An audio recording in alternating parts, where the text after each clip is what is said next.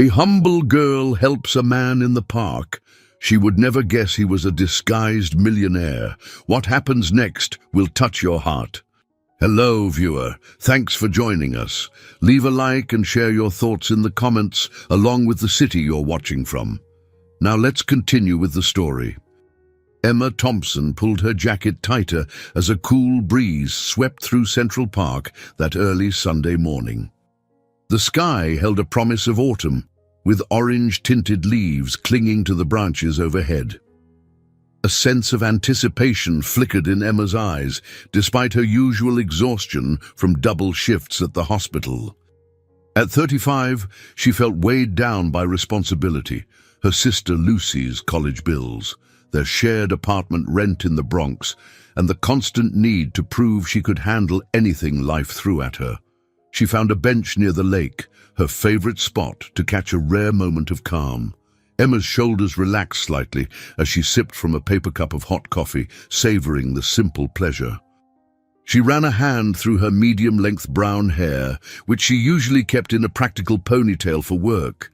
Her eyes, though gentle, reflected a quiet resilience that had carried her through long nights and difficult choices. A copy of a nursing journal lay open on her lap. She was determined to stay informed about the latest patient care methods, even on her day off. Emma had always loved caring for people, ever since she was a teenager watching over Lucy when their mother worked late. Now, as a professional nurse, she found meaning in helping others, though she often felt her own needs were pushed to the bottom of the list. Just as Emma was closing her journal, a sudden cry of pain cut through the stillness of the park. She looked up and spotted a man around her age stumbling on the running path. Without thinking twice, she jumped up from the bench and rushed toward him, heart pounding with concern. The man had collapsed, clearly in pain, clutching his left ankle. "Are you okay?" Emma asked, kneeling beside him on the gravel. He was breathing heavily, wincing as he tried to sit up. I'm not sure. My ankle. I felt a pop," he muttered, clearly trying to remain composed. He had dark hair, slightly damp from jogging, and wore a simple grey hoodie and running shorts. Years of nursing instincts kicked in. She swiftly checked his ankle for swelling. "I'm Emma. I'm a nurse. Can you tell me your name?" He hesitated for a beat, as if deciding what to share. "I'm James," he said, managing a pained smile. His voice trembled with discomfort, but was surprisingly warm. Emma instructed him to stay still while she tested the range of motion. The slight swelling and tenderness suggested a sprain, possibly more. "You need to get this looked at properly," she advised. "At the very least, I can help you wrap it." James nodded, grimacing. He tried to stand, and Emma braced him by the elbow. He was taller than she expected, maybe 6 feet, and though he leaned on her for support, he didn't appear weak. There was an air of polite humility about him. A few bystanders offered curious glances, but Emma stayed focused. She improvised a bandage with a lightweight scarf she had in her bag, tying it firmly around James's ankle. He winced, but thanked her repeatedly for her help. "I think I can walk, but I doubt I can make it too far," he admitted, testing his foot gingerly on the ground. Emma noticed how he bit back a groan, trying not to seem helpless. She pointed toward a small cafe just a short distance away. "Let's get you somewhere you can rest. The cafe there is quiet. At least sit down and have some water before deciding what to do next." "Thank you," he breathed, relieved. "I don't want to trouble you." She gave him a kind but firm look. "You won't make it far alone, trust me." With Emma's arm supporting him, they hobbled over to the outdoor seating area. Along the way, James apologized more than once, apparently worried that he was interrupting her morning off. "You're not interrupting anything," she assured him as they settled at a small metal table.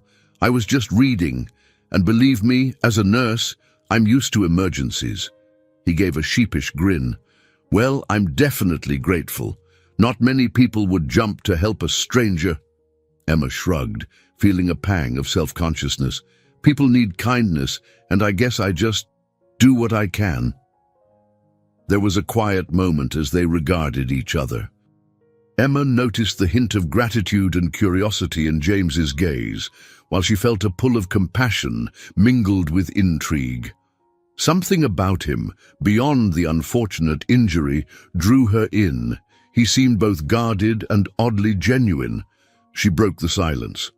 "Look, we should ice your ankle, at least. Maybe we can get a bag of ice inside." He nodded, exhaling slowly. "Right. Let's do that." And so, under the canopy of autumn leaves and the watchful eye of the morning sun, the two strangers found themselves sharing a table, one injured and the other eager to help, both unaware that this chance meeting would reshape their lives in the days and weeks to come. Settled at the small outdoor table, James shifted in his seat, wincing whenever his left foot brushed the ground. Emma reached into her tote bag for a small notebook. She scribbled a quick note: "Ice ankle, check for further swelling, possible x-ray if pain persists." Her job left her little room for guesswork, and she intended to stay organized even in casual settings. After a moment, she looked up. "I can go inside and ask for some ice. You think you'll be okay here alone?" James offered a half smile. "Yes, I'll be fine, thank you." Emma stood, tucking a stray curl behind her ear before heading into the cafe. Inside, the cozy interior contrasted the bustling noise of bigger coffee shops. She approached the counter and explained the situation to a sympathetic barista who quickly filled a plastic bag with ice. When Emma returned, James was studying the passing joggers with a thoughtful expression. "Thank you," he said, accepting the makeshift ice pack. He pressed it gently against his swollen ankle and sighed with relief as the cold numbed the pain. "Does that help?" Emma asked, sitting back down. He nodded. "A lot." After a few seconds, he cleared his throat, glancing at Emma curiously. "You said you're a nurse, right? Do you work nearby?" She shifted, not wanting to complain, but feeling the need to be truthful. "I work at St. Margaret's Hospital in the Bronx. It's a community hospital, so we're always short on staff and supplies. I also pick up part-time shifts at a clinic to make ends meet." James's brow furrowed. "That sounds exhausting." "It can be," Emma admitted softly, gaze drifting to the trees behind him. "But it's important. My younger sister, Lucy, is in college, and I help cover her expenses. Our parents passed away when we were young, so it's just the two of us. I want her to have a better life, so I work a lot."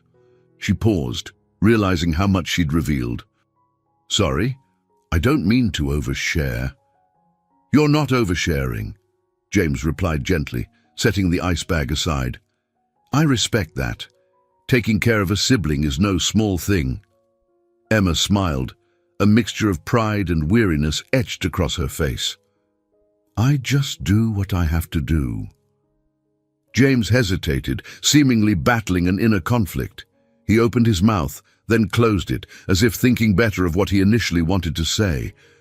Finally, he spoke again in a steadier tone. "So, what do you do for fun?" She gave a rueful laugh. "Fun? Well, sometimes I read medical articles, mostly, or random novels if I have the energy. I walk in the park on Sunday mornings, like today. That's about it, honestly." He smiled, and for a moment, Emma saw a flicker of something in his eyes. Compassion, or maybe admiration.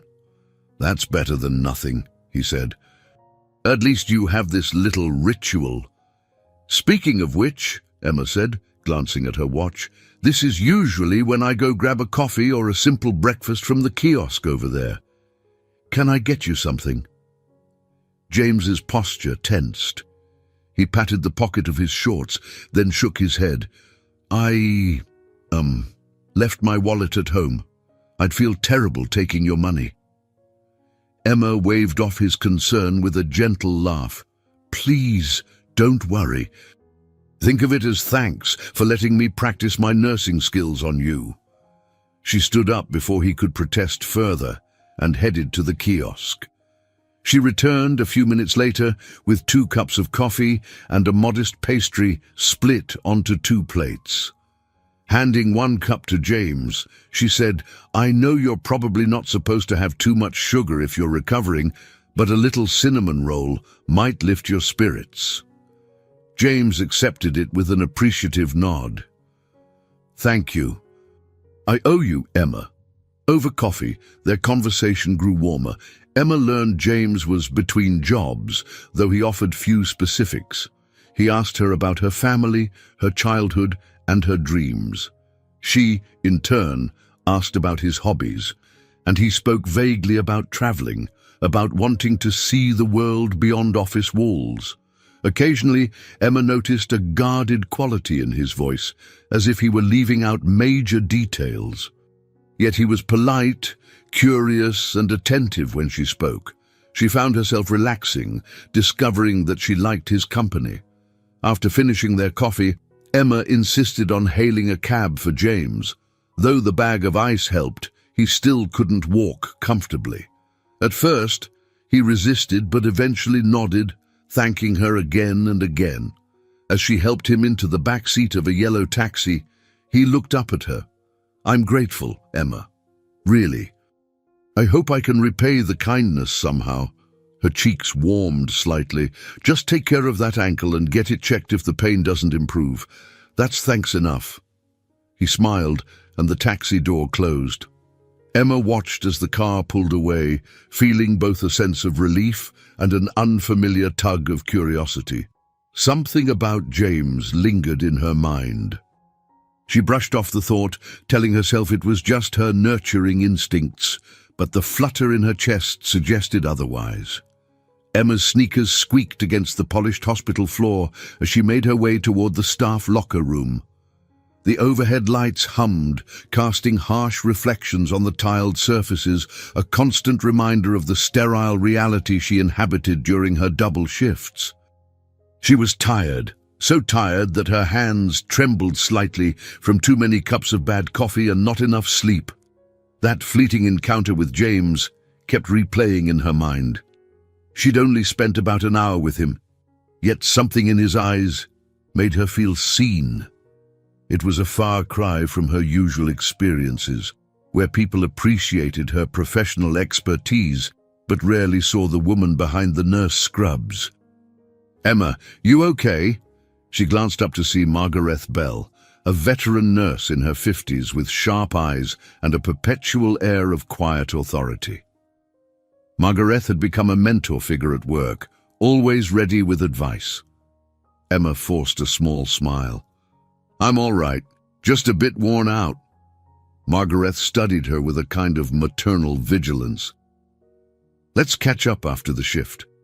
I want to hear how you're really doing," she said firmly, before heading off to check a patient's chart. Nodding, Emma slipped into the locker room to change into her scrubs. She recalled James's smile and how he'd insisted on thanking her. It was unusual for a stranger to show such earnest gratitude. Part of her wanted to believe his sincerity, but another part, scarred by past betrayals, tried to remain cautious. A few hours later, the ER was packed.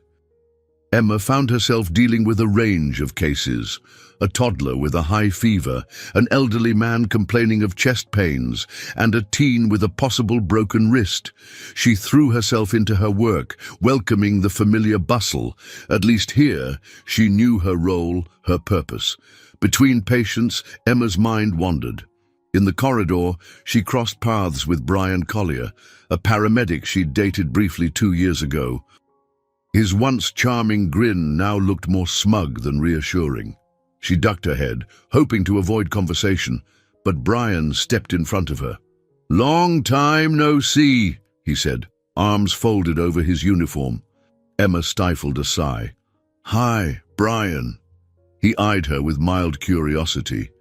"You look distracted. Anything, or anyone new in your life?" She pressed her lips together, unwilling to share details. Just busy with work, that's all, she replied curtly. Brian gave a skeptical chuckle. Well, if you ever need a friend, I'm good, thanks, Emma cut in, her voice firm. She slipped past him and kept walking, her heart racing with a mix of annoyance and relief. She remembered how Brian had gradually revealed his true colors, irresponsible with money, dismissive of her ambitions, and too comfortable borrowing cash he never returned. Later, during a lull in the ER chaos, Margaret motioned Emma to join her in the break room. The two sat down with paper cups of lukewarm coffee. All right, spill it, Margaret urged. You look like you have something on your mind. Emma hesitated, then quietly recounted the events of that Sunday morning, finding James, helping him, and the curious sense of connection she felt. She left out the deeper personal reactions, still unsure how to categorize them. Margaret listened attentively, nodding. He could be a nice guy, you know. You deserve some happiness outside these walls. Emma fiddled with her cup's plastic lid. Maybe, but I barely know him. And the last time I let someone into my life, it didn't end well. Margaret sighed, leaning back in her chair. Honey, life has no guarantees. Sometimes we give our trust and get burned. Other times, we give it and find a piece of joy we never expected. Holding back might protect you, but it also shuts out possibilities.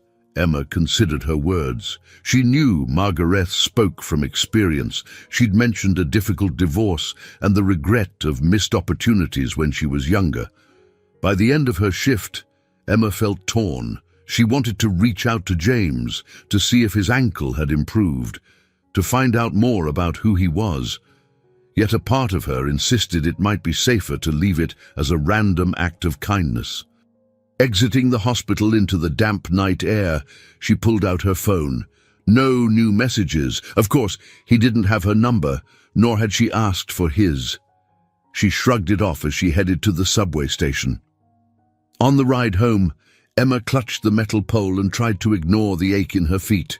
She let her mind drift to Lucy, her bright, artistic younger sister whose future was hinged on Emma's support. If Lucy needed more funds for textbooks or housing, Emma couldn't afford distractions. That was her priority, her responsibility.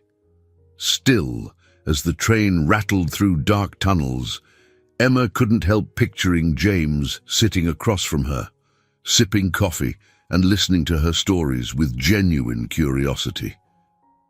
She silently wondered if their paths might cross again, or if fate had offered only that brief glimpse into a different life, one she dared not hope to embrace.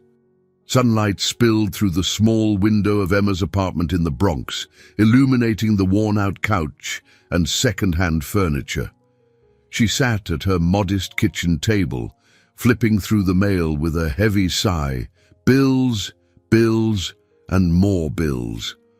The rent invoice glared up at her, followed by Lucy's tuition statement. Lucy is worth every penny, Emma reminded herself under her breath.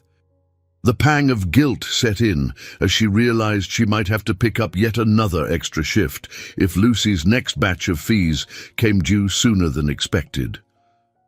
Her sister was only 22, but Lucy's talent for painting had already earned her a scholarship, though not enough to cover everything.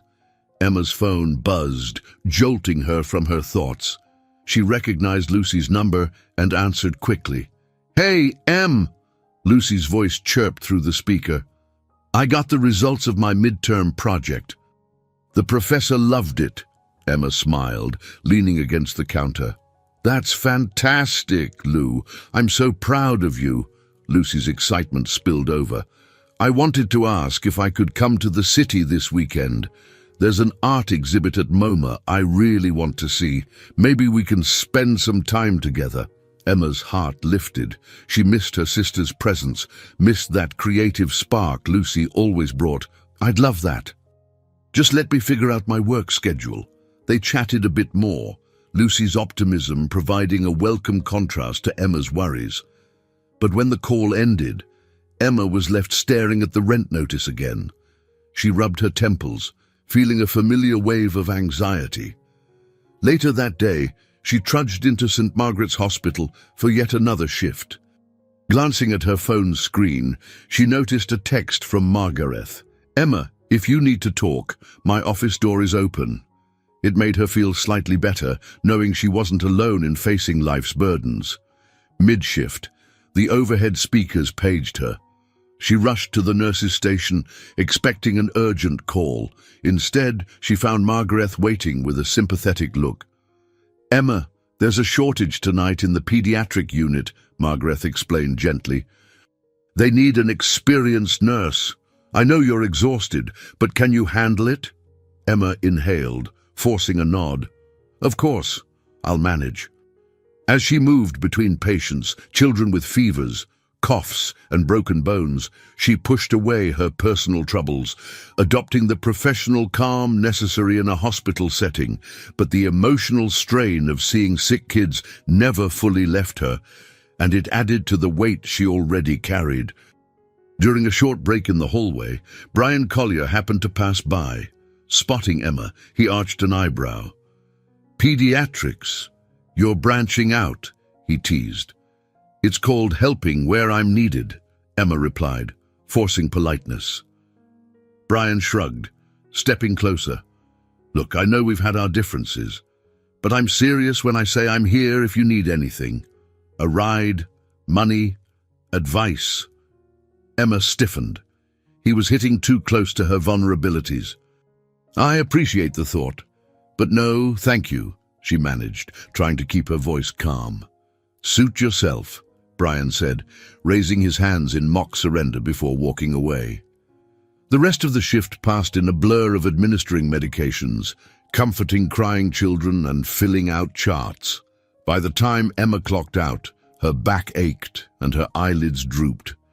She didn't think she had any energy left to consider her personal life, let alone the memory of James Harrison, yet her mind wandered unbidden to his warm expression and quiet gratitude. She wondered if he'd sought proper medical attention for his ankle. The thought nagged at her, sparking an inner debate. Should she try to find him? It was a city of millions. Perhaps it was pointless. The following day, Lucy called again, worried about a new course fee that had suddenly been added. Emma reassured her sister, even though she didn't have a solution yet. The pressure to provide grew with every conversation about finances. She reminded herself that she'd do anything to help Lucy succeed, even if it meant sacrificing her own rest or potential happiness.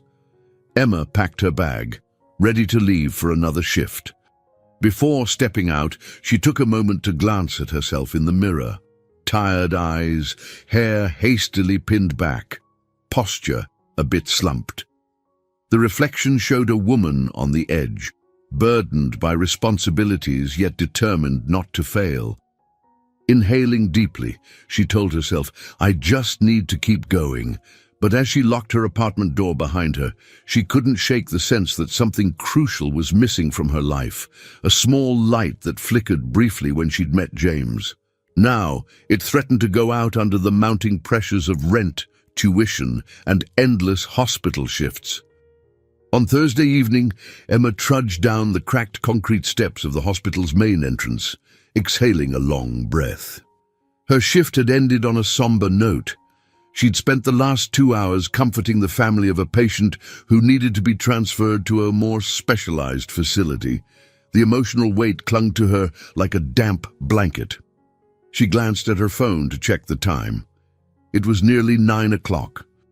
Lucy had texted to confirm her weekend visit, making Emma smile despite her exhaustion. She texted back, "Looking forward to it. Love you."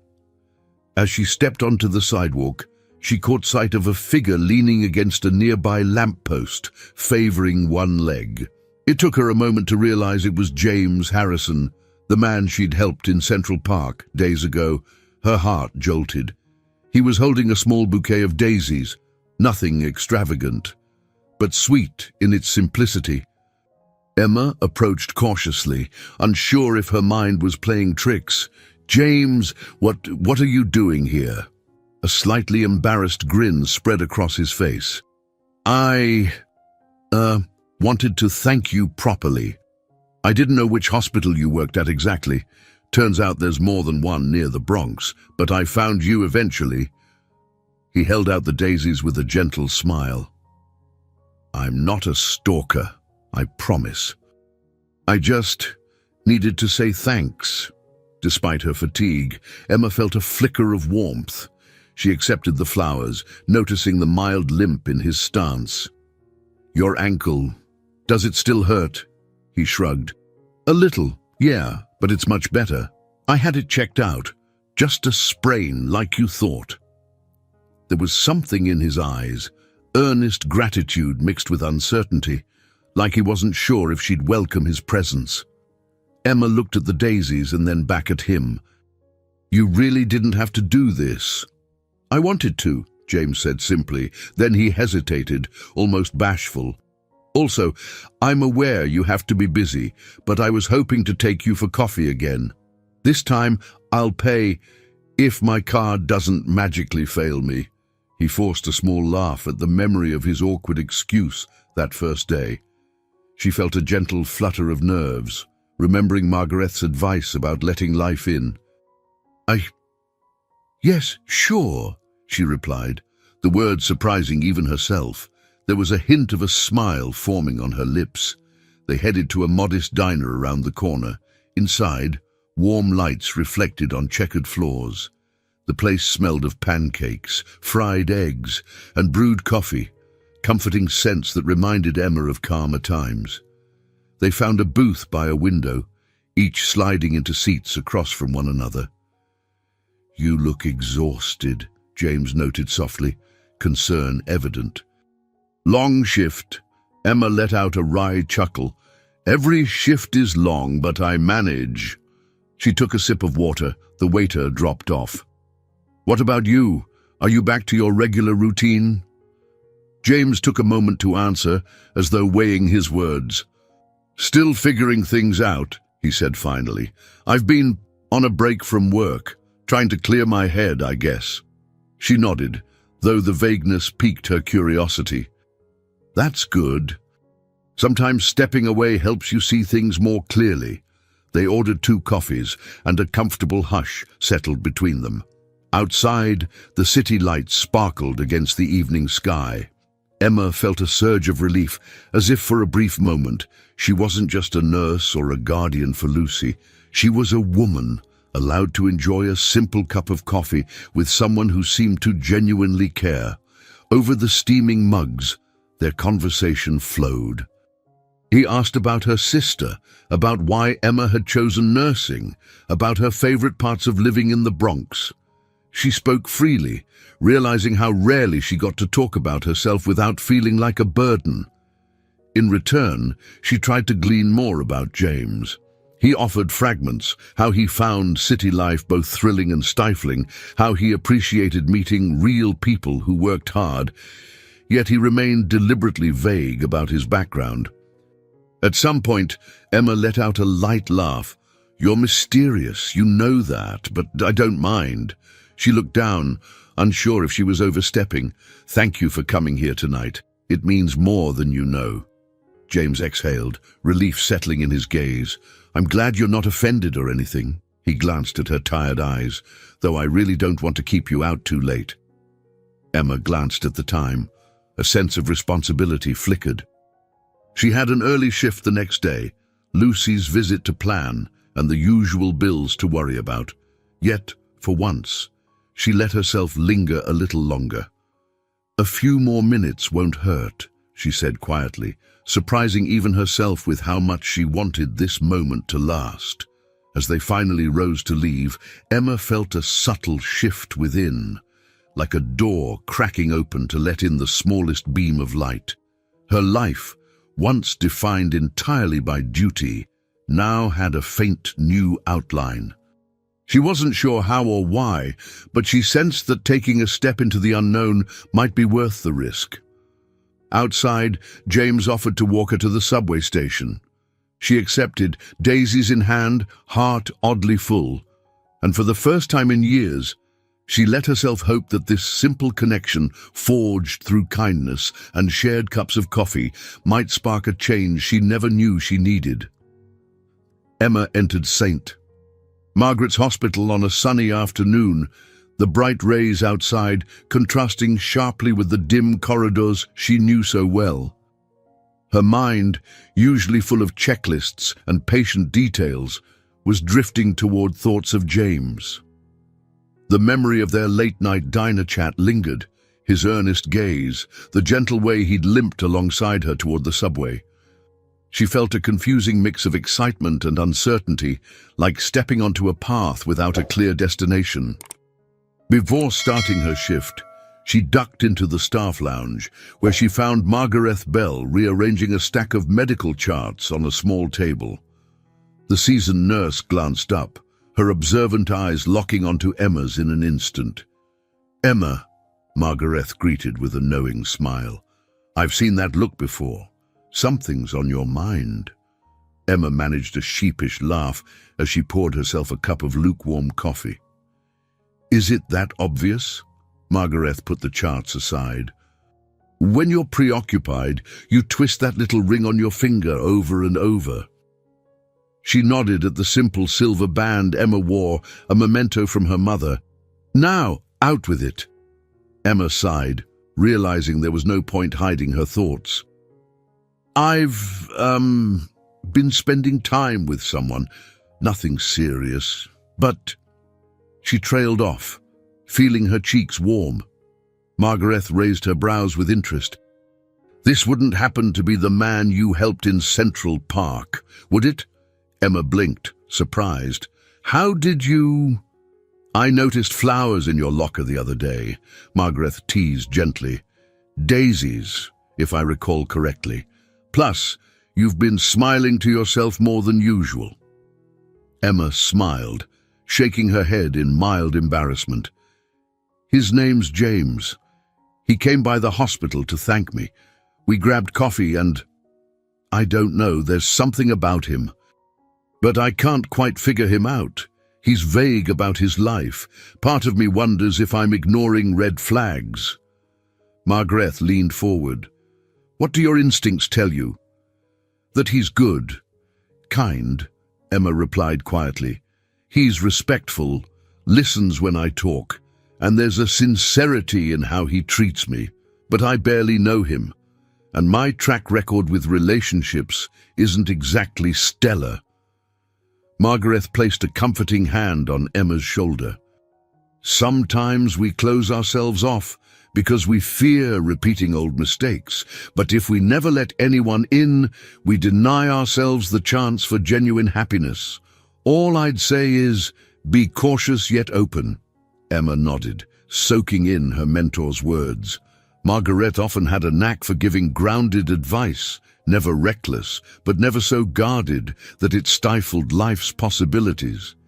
A few hours later, Emma found herself in a routine swirl of charting vitals, administering medications, and answering the doctor's endless questions. Occasionally, she caught herself checking her phone, half hoping James might text. She reminded herself not to get distracted during critical tasks. Lives depended on her focus. But it was hard to ignore the little flutter in her heart when she thought about him. During a slower moment near the end of her shift, she passed Margaret in the hallway again. The older nurse handed Emma a folder full of patient surveys. "Take these to the admin desk, will you? And don't forget," she added in a softer tone, "you work hard, Emma. Let yourself have some joy." Emma offered a grateful nod and continued on her way, her mind replaying Margaret's advice. She recognized in Margaret the role of a mentor, a guiding voice reminding her that while duty was essential, her own life needed nurturing too. By the time Emma stepped outside into the late afternoon sun, her feet ached from endless walking. She fished out her phone and noticed an unread message from James. "Hey, Emma, I hope your shift went well. I'm at a little bookstore cafe in Midtown. If you're free, I'd love to buy you another cup of coffee. Actually pay for it this time. No strings attached, just good conversation." Emma couldn't help smiling at the text. Thoughts of Lucy's upcoming visit hovered at the edge of her mind. She needed to prepare for that and check her finances, but maybe an hour or two away from the hospital grind wouldn't hurt. She took a moment, recalling Margaret's words, "Be cautious, yet open." She typed a quick reply, "Give me an hour." "I'll try to swing by." As she boarded a bus toward Midtown, Emma felt a subtle shift within her, like the first steps crossing into unfamiliar territory. She was usually the reliable nurse, the responsible older sister, the woman who kept her personal life on a tight leash. Now, guided by encouragement from someone she trusted, she was allowing herself to follow a path she'd only glimpsed from a distance.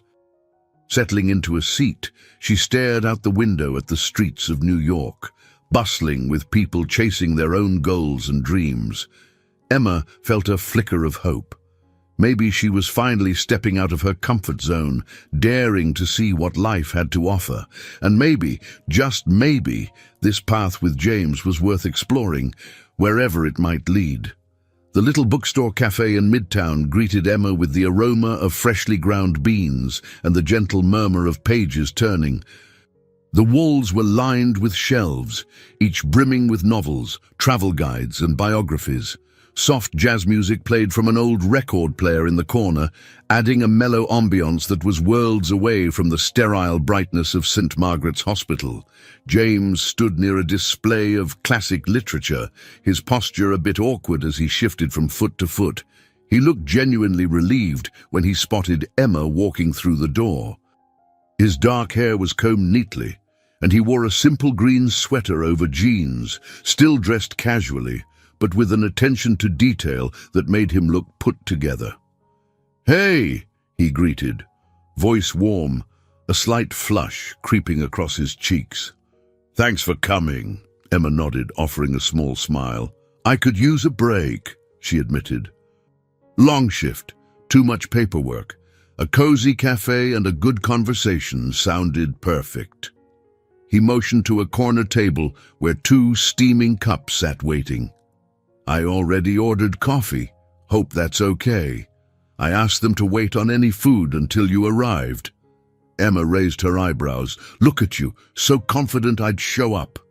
James scratched the back of his neck, smiling in a self-conscious way. "Well, I was hopeful." They settled into chairs, sipping coffee that tasted far richer than the hospital's vending machine brew. For a moment, they simply enjoyed each other's company in companionable silence.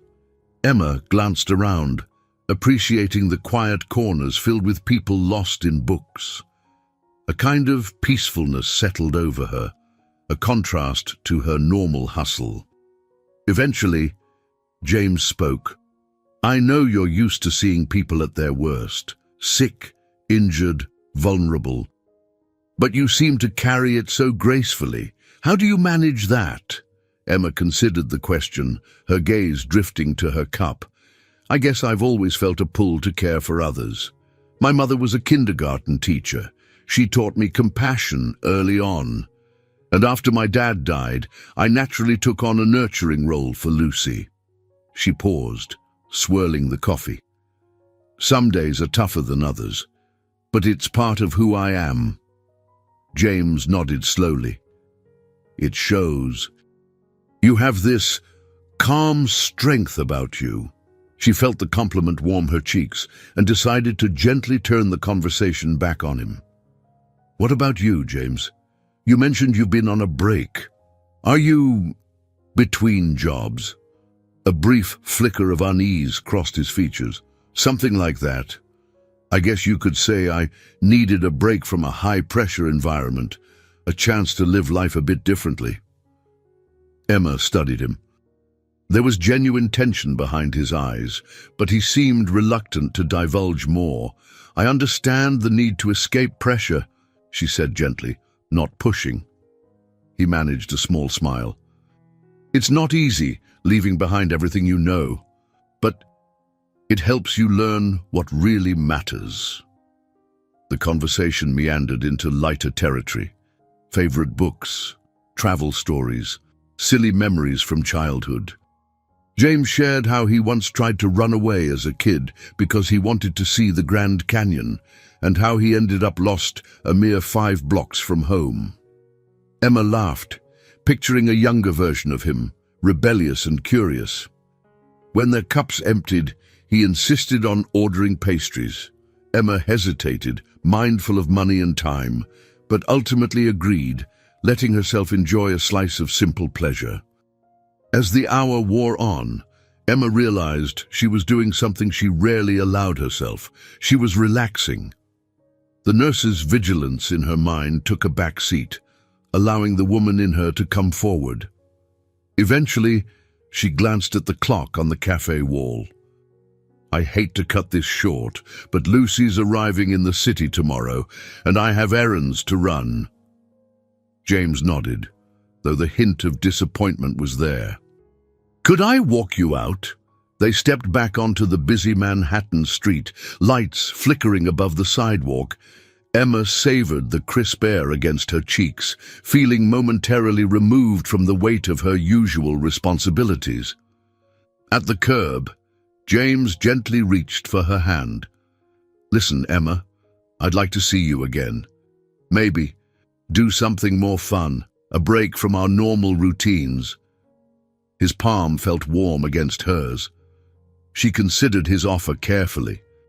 She had so many obligations, but the idea of doing something out of the ordinary, even just once, appealed to her. "All right," she said, nodding. "I'll think about it, and we'll find a time. But be warned, my schedule is pretty crazy."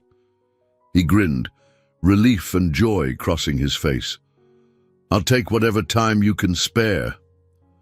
She gave his hand a gentle squeeze before releasing it. "Thank you. For tonight. I really needed this." As she walked away, Emma felt a rush of mixed emotions, gratitude, uncertainty, and a glimmer of excitement. For the first time in a long while, she was making a choice that didn't revolve around solving someone else's problem or fulfilling a duty. She was stepping over the threshold into a realm of possibility, trusting her heart just enough to see where it might lead. That weekend, Lucy arrived at Emma's apartment in the Bronx, lugging a suitcase filled with paintbrushes, half-finished canvases, and an eclectic wardrobe. The two sisters embraced in the narrow hallway, giggling at how Lucy nearly knocked Emma over with the weight of her bag. "Careful," Emma teased. "I know you're all about making bold statements with your art, but let's not start by breaking my hip." Lucy grinned, her eyes alight with youthful energy. "I've been dying to see this MoMA exhibit. You can't back out on me now." "I wouldn't dream of it," Emma promised, ushering Lucy inside. They spent the evening catching up on Lucy's classes, her art projects, and mutual friends. Lucy's chatter about color theory and modernist influences reminded Emma just how different their worlds were. Lucy, buoyed by creativity and ambition, and Emma, tethered to the practicalities of daily survival.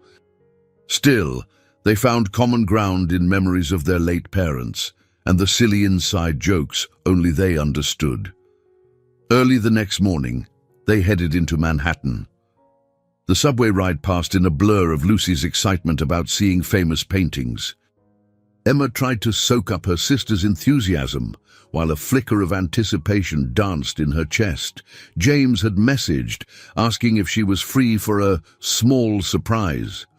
She'd told him that she was taking Lucy to the museum, and to her astonishment, he'd hinted he might drop by.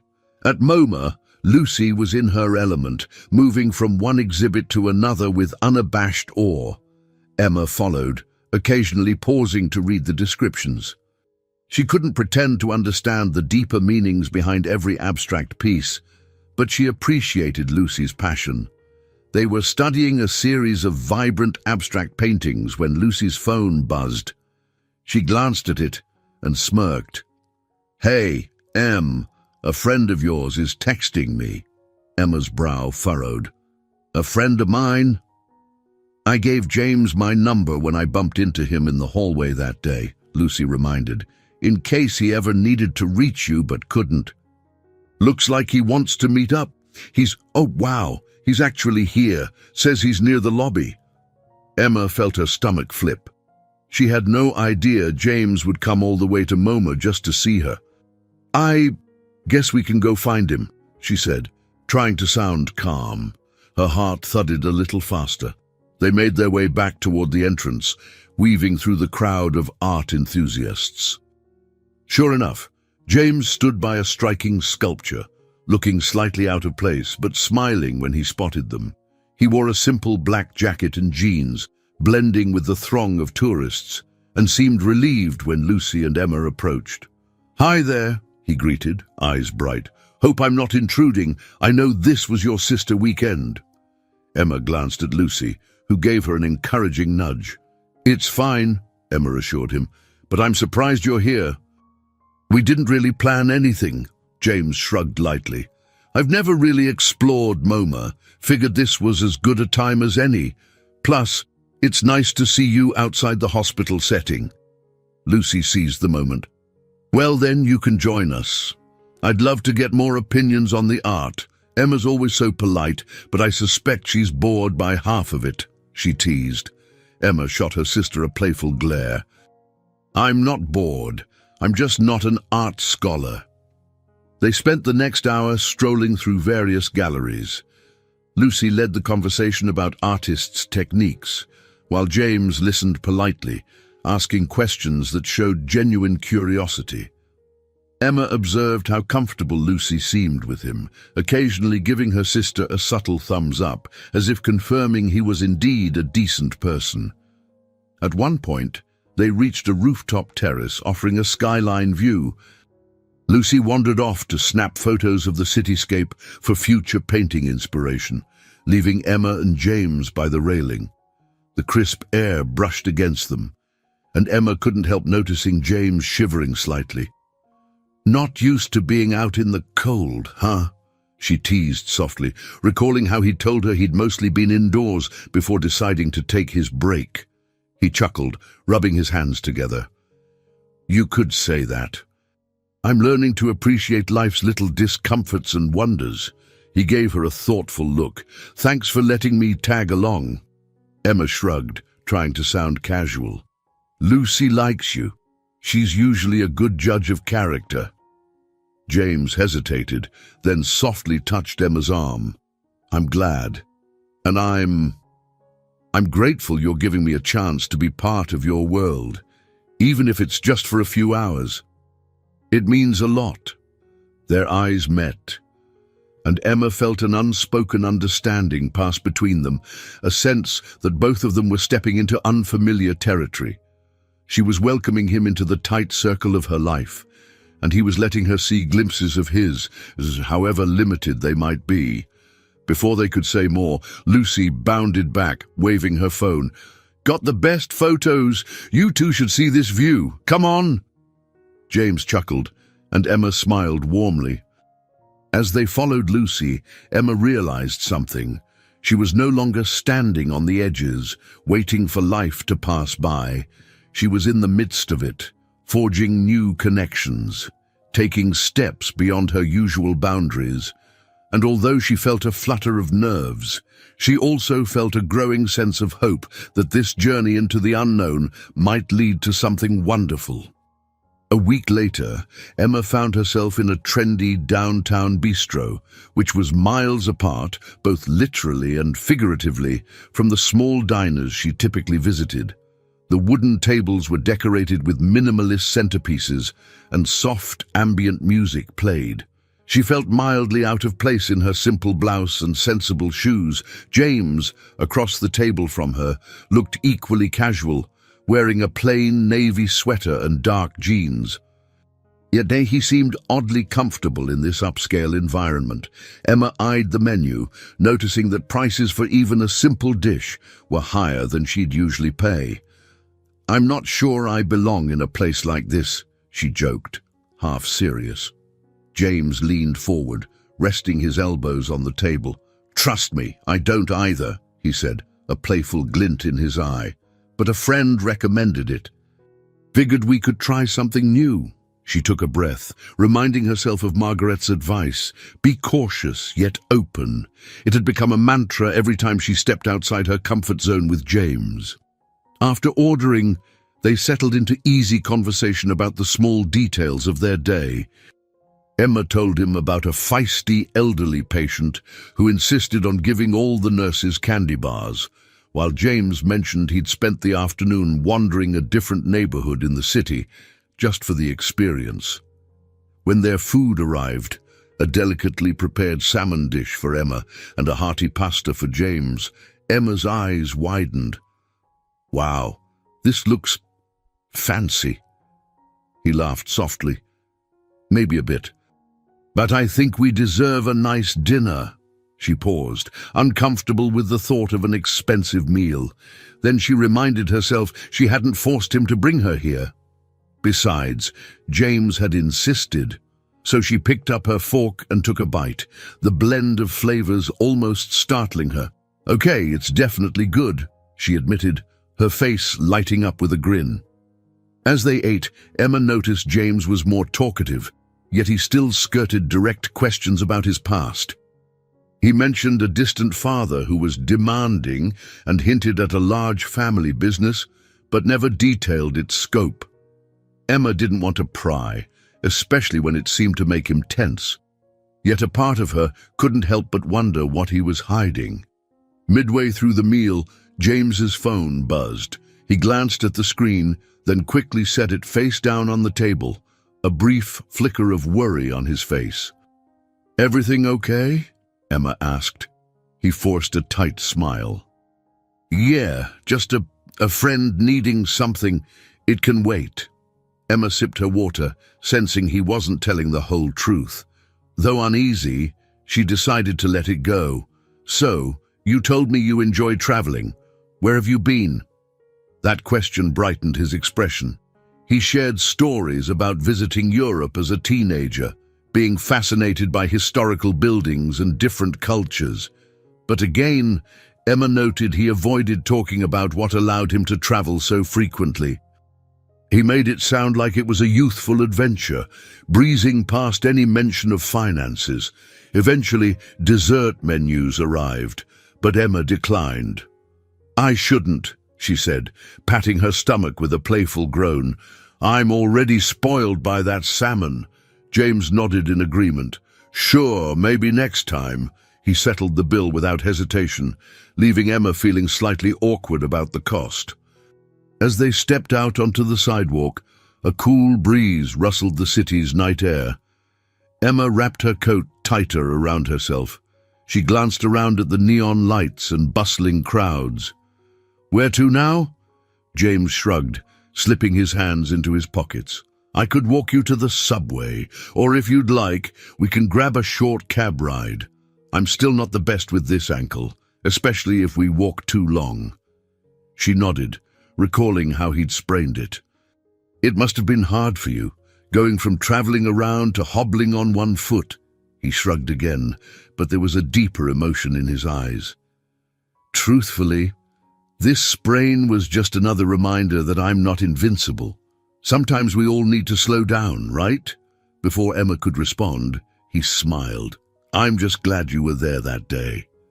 Warmth spread across her chest, both flattered and embarrassed. "Me too." They flagged a cab, and once they were settled in the back seat, James broke the quiet. "I feel like I'm finally catching my breath in this city. It's weird, though. I lived here for a while, but never noticed half the things I'm seeing now." Emma found herself studying his profile, the glow of streetlights reflecting in his eyes. "Sometimes it takes stepping away from what's familiar to see it clearly," she said softly, thinking of how her own life had become a blur of hospital shifts and responsibilities until he showed up. He gave her a gentle nod, then turned to gaze out the window. As the cab rumbled toward her apartment, Emma wondered what secrets lay behind that thoughtful face. She wanted to trust him, to believe that whatever he was holding back came from a place of self-preservation rather than deception. Yet each unanswered question loomed, hinting at future complications. They arrived at her building, a modest brownstone walk-up. Emma thanked him for dinner, a swirl of gratitude and lingering curiosity filling her chest. The cab pulled away, leaving her standing on the quiet sidewalk, daisies still on her kitchen table from their previous outing. She climbed the stairs, pondering the strangeness of her current situation. She was more than a nurse or a caregiver for Lucy. Tonight, in that upscale bistro, she'd been simply Emma, a woman discovering new tastes and forging a delicate bond with someone whose life remained largely unexplained. And though uncertainty lingered, she felt a small thrill knowing that the ordinary boundaries of her world were widening with every step. Lucy had returned to her college dorm in Boston, but her weekend visit to New York had left Emma feeling closer to her sister, and surprisingly, to James as well. In the days that followed, Emma found her routine peppered with short bursts of connection, a warm text message from James in the middle of her shift, a quick phone call during his morning walk. It felt odd to have someone checking on her well-being, not out of professional obligation, but genuine care. Margaret, ever watchful, cornered Emma one afternoon in the break room. The older nurse placed 2 steaming mugs of coffee on the table and slid one toward Emma. "So," Margaret began, arching an eyebrow, "you seem lighter on your feet lately. Things going well with our mystery man?" Emma attempted a nonchalant shrug, but the faint blush on her cheeks gave her away. "We've been hanging out," she admitted. "He's sweet, thoughtful. I don't have to pretend around him." Margaret's expression softened. "That's good. The best relationships let us be ourselves." Emma nodded, sipping the coffee. Then she glanced around to ensure no one else was listening. "It's just, he's so private about certain things. I can't help wondering if there's some huge secret I'm missing." "Maybe," Margaret mused, "or maybe he's just wary of letting people in." "You did say he left a high-pressure environment. Could be family drama, financial trouble, who knows? If he treats you well, give him some room to open up." Emma exhaled, tension easing. "I guess you're right. I just don't want to set myself up for heartbreak." "Understood," Margaret said with a small, encouraging smile. "But heartbreak's a risk, no matter how much we protect ourselves." That evening, Emma finished her shift exhausted. She was about to head home when her phone lit up with James's name. She answered wearily, though a smile broke through her fatigue. "Hey, you," she greeted, voice softer than she intended. "Rough day?" James asked, concern coloring his tone. "You could say that," Emma replied, leaning against a wall in the hospital lobby, "but it's over now. Do you have half an hour to spare? I'm nearby and could really use your opinion on something." Emma paused, eyeing the clock.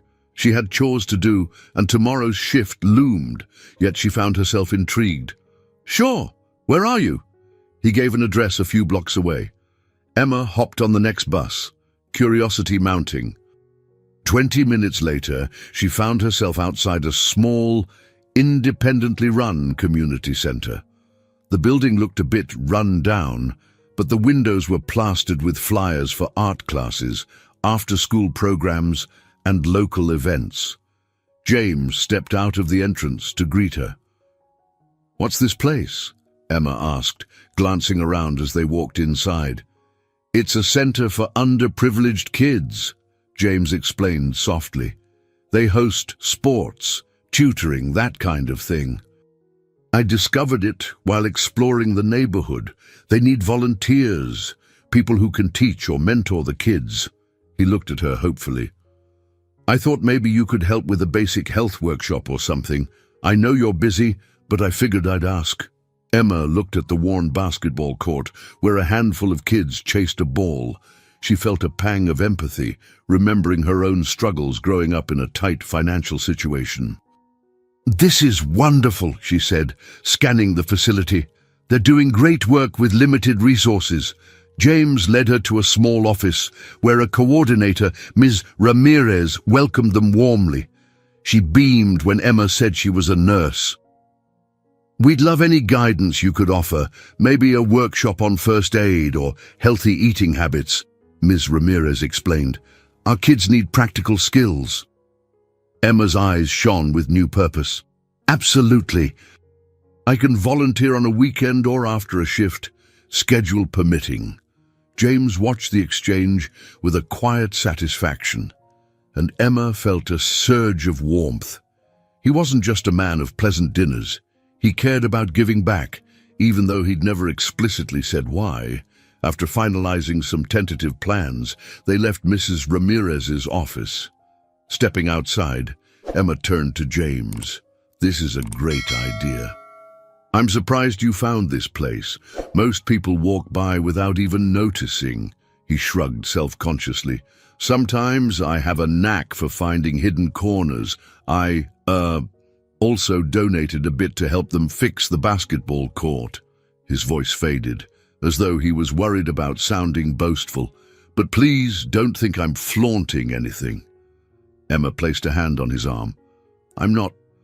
I think it's wonderful." She paused, looking up at him. "So, thank you for involving me." James smiled, relief evident in his eyes. "I thought it might be something you'd like, merging your skills with a community in need." They lingered for a moment near the entrance, a gentle hush settling around them. Emma realized how this small step, joining forces for a good cause, was forging a stronger bond. They weren't merely two strangers chatting over coffee anymore. They were beginning to share a purpose, becoming allies in something meaningful. As she said goodnight, Emma couldn't ignore the sense that she'd found not only a companion, but someone who expanded her world in positive ways. The questions about his past still hovered, but for now, the present felt bright enough to keep her moving forward, trusting that what lay behind his guarded demeanor would eventually come to light. And maybe, just maybe, she would be ready to accept it when it did. Another week rolled by, bringing with it a blend of tiny victories and mounting tension. Emma managed to finalize a short first aid workshop at the community center for the upcoming Saturday, juggling her shifts to free up a few hours. James offered to coordinate supplies, even though Emma insisted she could handle it. Despite her gratitude, she couldn't fully shake the feeling that he was used to solving problems with resources she didn't fully understand. Late one afternoon, Emma saw Brian Collier, the paramedic, and her ex stroll into the ER. He wore an air of smug confidence as he checked in with a receptionist. Emma tried to slip away, but he caught her gaze and made a beeline for her. "Hey, Emma," he said, leaning against the nurse's station. "Haven't seen you around lately." "I've been busy," Emma replied curtly, turning her attention to a stack of patient charts. Brian smirked. "Or maybe you're avoiding me." She suppressed an eye roll. "Why would I do that?" He shrugged. "Word around the hospital is you've got a new friend. Someone who drops by sometimes, right? A tall, dark-haired guy." Emma's eyes snapped up. She felt irritation flare inside her. "That's none of your business." Brian chuckled. "Relax. I'm just curious. Heard he's shady, though. Shows up out of nowhere, refuses to talk about himself. Sounds like a red flag." "That's not your concern," Emma fired back, struggling to keep her composure. She disliked how Brian relished sowing doubts. "And you have no right to judge him." Brian held up his hands in mock surrender. "Look, I'm just saying, be careful. I've seen guys like that, smooth talkers who hide their secrets. Don't want to see you get hurt." She locked eyes with him, bristling at his hypocrisy given their own past. "I'm fine, Brian. I know what I'm doing." He let out a short laugh. "Sure you do," he muttered, then walked off to answer a call. Emma's pulse hammered in her ears, the conversation leaving a bitter taste. She hated that he'd managed to spark a flicker of doubt within her. His words echoed her own private concerns. James was private, possibly hiding something big. but she refused to let Brian's taunts undermine the trust she was building. The next day, Emma had a short break before her overnight shift. She decided to text James. "Are you still up for that supply run for Saturday's workshop? Maybe we can meet at the medical supply store near the hospital." He replied almost instantly, "Sure thing, I'll be there in half an hour." They met amidst aisles packed with bandages, antiseptics, and blood pressure monitors. Emma explained the items they'd need for basic first aid demos. James listened intently, occasionally asking thoughtful questions about the gear. As they loaded a basket with gauze pads and gloves, Emma felt her curiosity gnaw at her. Brian's sneering remark still lingered in her mind. Tentatively, she decided to bring it up, carefully. "You know," she began softly, "people here at the hospital are starting to notice you've been around. Some wonder about you." James glanced at her, concern edging his features. "Is that a bad thing?" Emma shrugged, fiddling with a packet of adhesive bandages. "I got a warning from someone that you might be, I don't know, shady." He tensed, setting down a box of bandages. For a moment, she thought he might lash out or grow defensive. Instead, he inhaled, calming himself. "I see," he said quietly. "I can't blame them. I haven't given you much to go on." Emma waited, heart pounding. She sensed this was a critical moment, whether he'd open up or retreat further behind his vague persona. James exhaled, meeting her gaze. "Emma, you've been nothing but kind to me, and I don't want you to be dragged into anything complicated, but my life, it's not simple. There's a reason I stepped away from it. Let's just say I come from a family with certain expectations I can't always meet, and I guess I needed to see who I was without all of that." She reached out, brushing his arm gently. "That doesn't sound shady to me. Sounds like you're trying to find your own path." Relief briefly softened his expression. "That's exactly it." He paused, struggling for the right words. "I wish I could say more, but I'm not sure how. I'm just not ready yet." Emma gave a small nod, heart aching at how torn he looked. "I understand. Just don't shut me out completely, okay?" He placed his hand over hers. "I won't, I promise." They continued browsing the store, tension still clinging to the air. But Emma felt a bit more at ease, sensing that James wasn't intentionally deceiving her. He was grappling with a world he'd momentarily left behind. As they paid for the supplies and headed out, she reassured herself that the core of his character was good and kind, reflected in how he cared about the community center kids and her well-being. Yet, she couldn't deny that Brian's warning had scratched at her fears. Whatever James was hiding, it could one day explode into the peaceful life she was trying to build. For now, though, Emma clung to the trust that had grown between them, hoping that when the inevitable reckoning came, their bond would be strong enough to withstand the truth. Emma stood in front of a group of wide-eyed kids at the community center, demonstrating how to use a bandage to support a sprained wrist. The children, ranging from 8 to 13 years old, eagerly watched her wrap a volunteer's arm, each one leaning forward with rapt attention. Even with her nerves, Emma couldn't help but smile at their enthusiasm.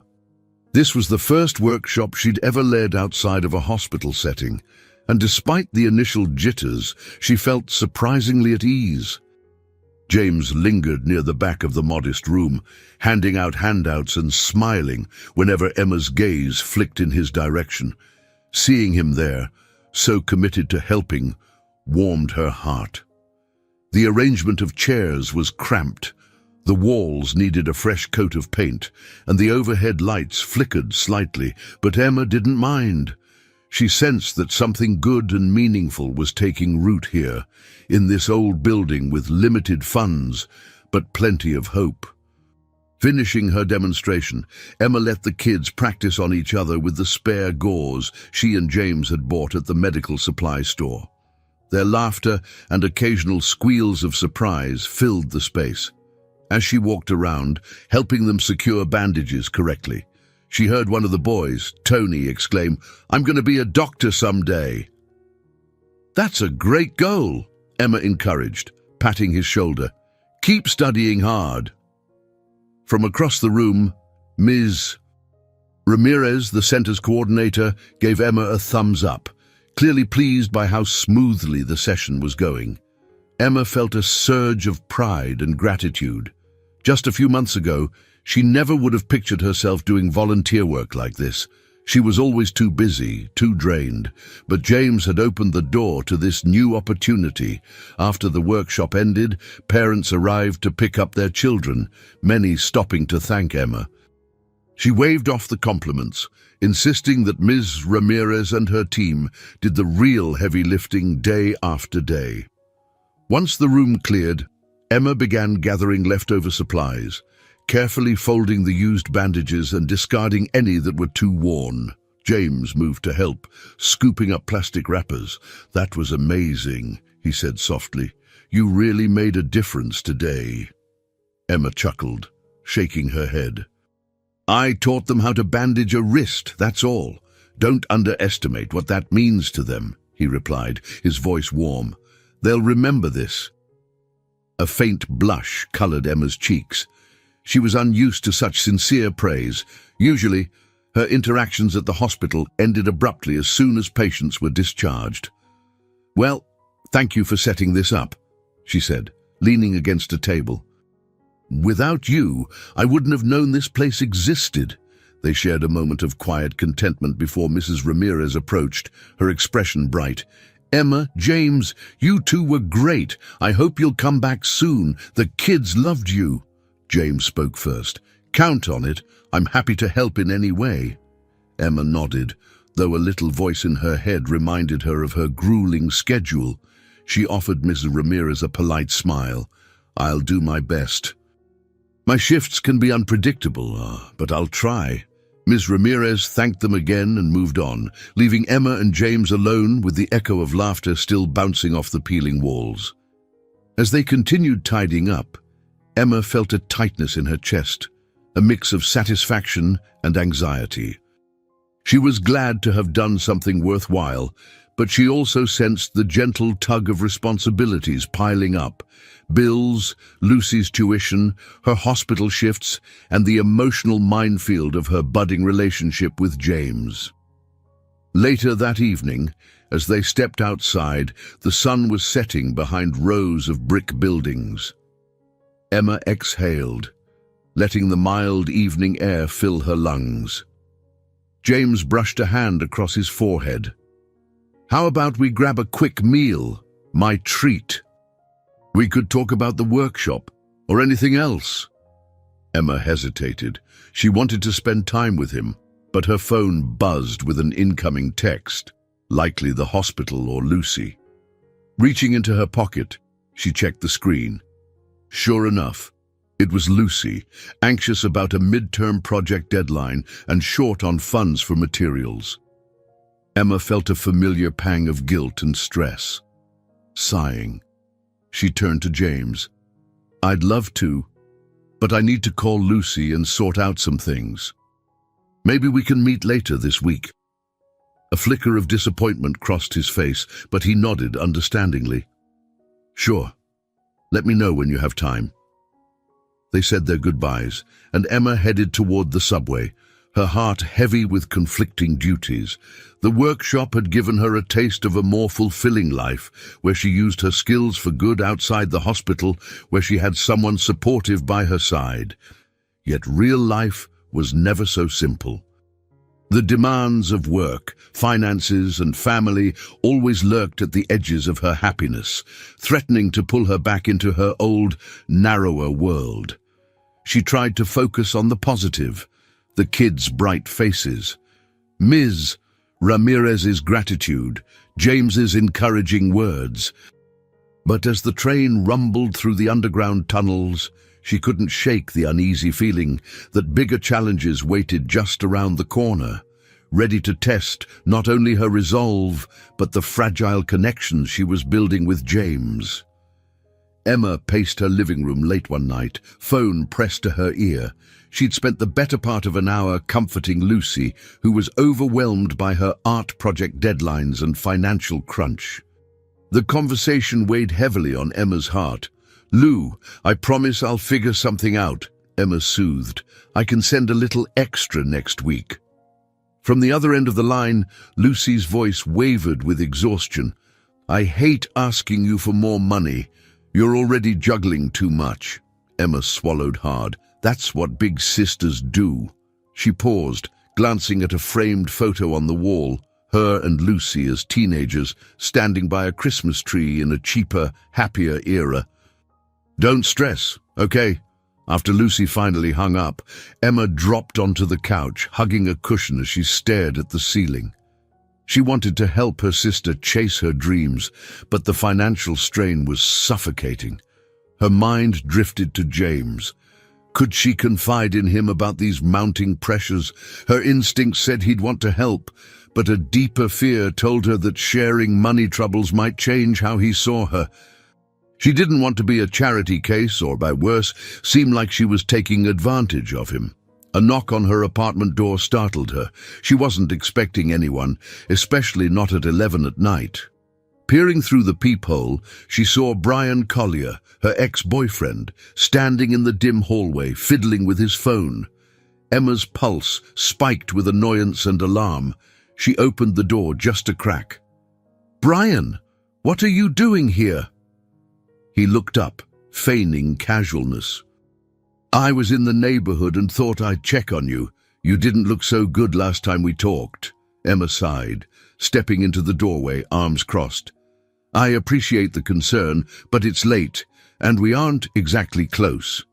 He shrugged, leaning a shoulder against the wall. "Look, Emma, we may not be together anymore, but I still care.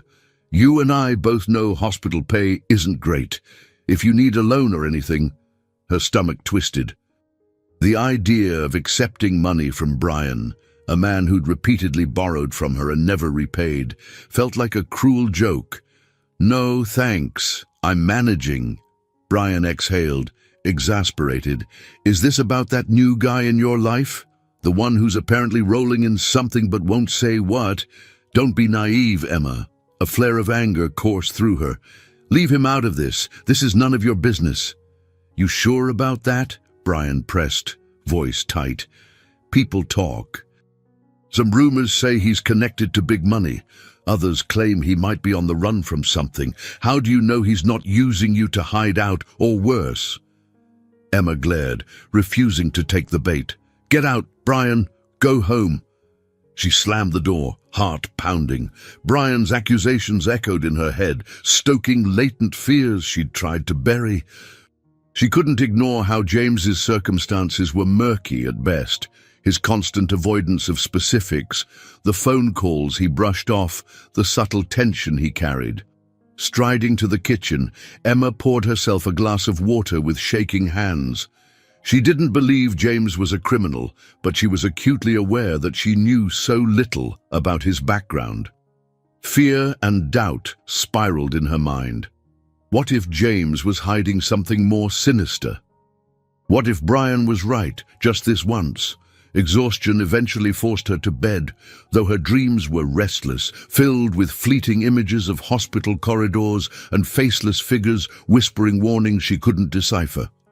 By the time she woke for her next shift, she felt no more rested than when she'd lain down. The day dragged on in a haze of patient charts and alarm beeps.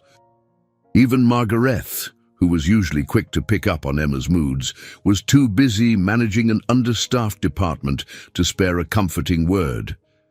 Emma found herself juggling tasks automatically, her mind distant.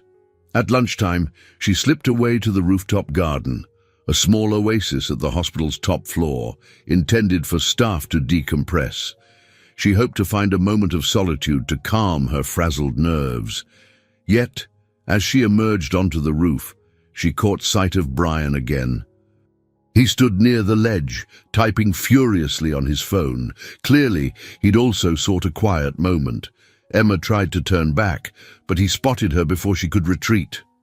"Emma," he said, pocketing his phone, "we need to talk." She swallowed hard, dread washing over her. "What now?" "Someone told me they saw your boyfriend get into a fancy black car the other day, like high-end, no license plate. Does that not scream suspicious to you?" He advanced a step, his voice low. "You deserve better than some liar who won't come clean." Emma's temper ignited. "Don't pretend you're doing this for me. You've got a history of—" "Yeah, I wasn't perfect," Brian cut in. "But at least I was honest about my problems eventually. This guy's stringing you along." She shook her head, tears pricking her eyes from a potent mix of anger and uncertainty. "Stay out of my life, Brian." "I mean it." Leaving him standing there, she hurried back downstairs, failing to find any respite in the hospital's sanctuary.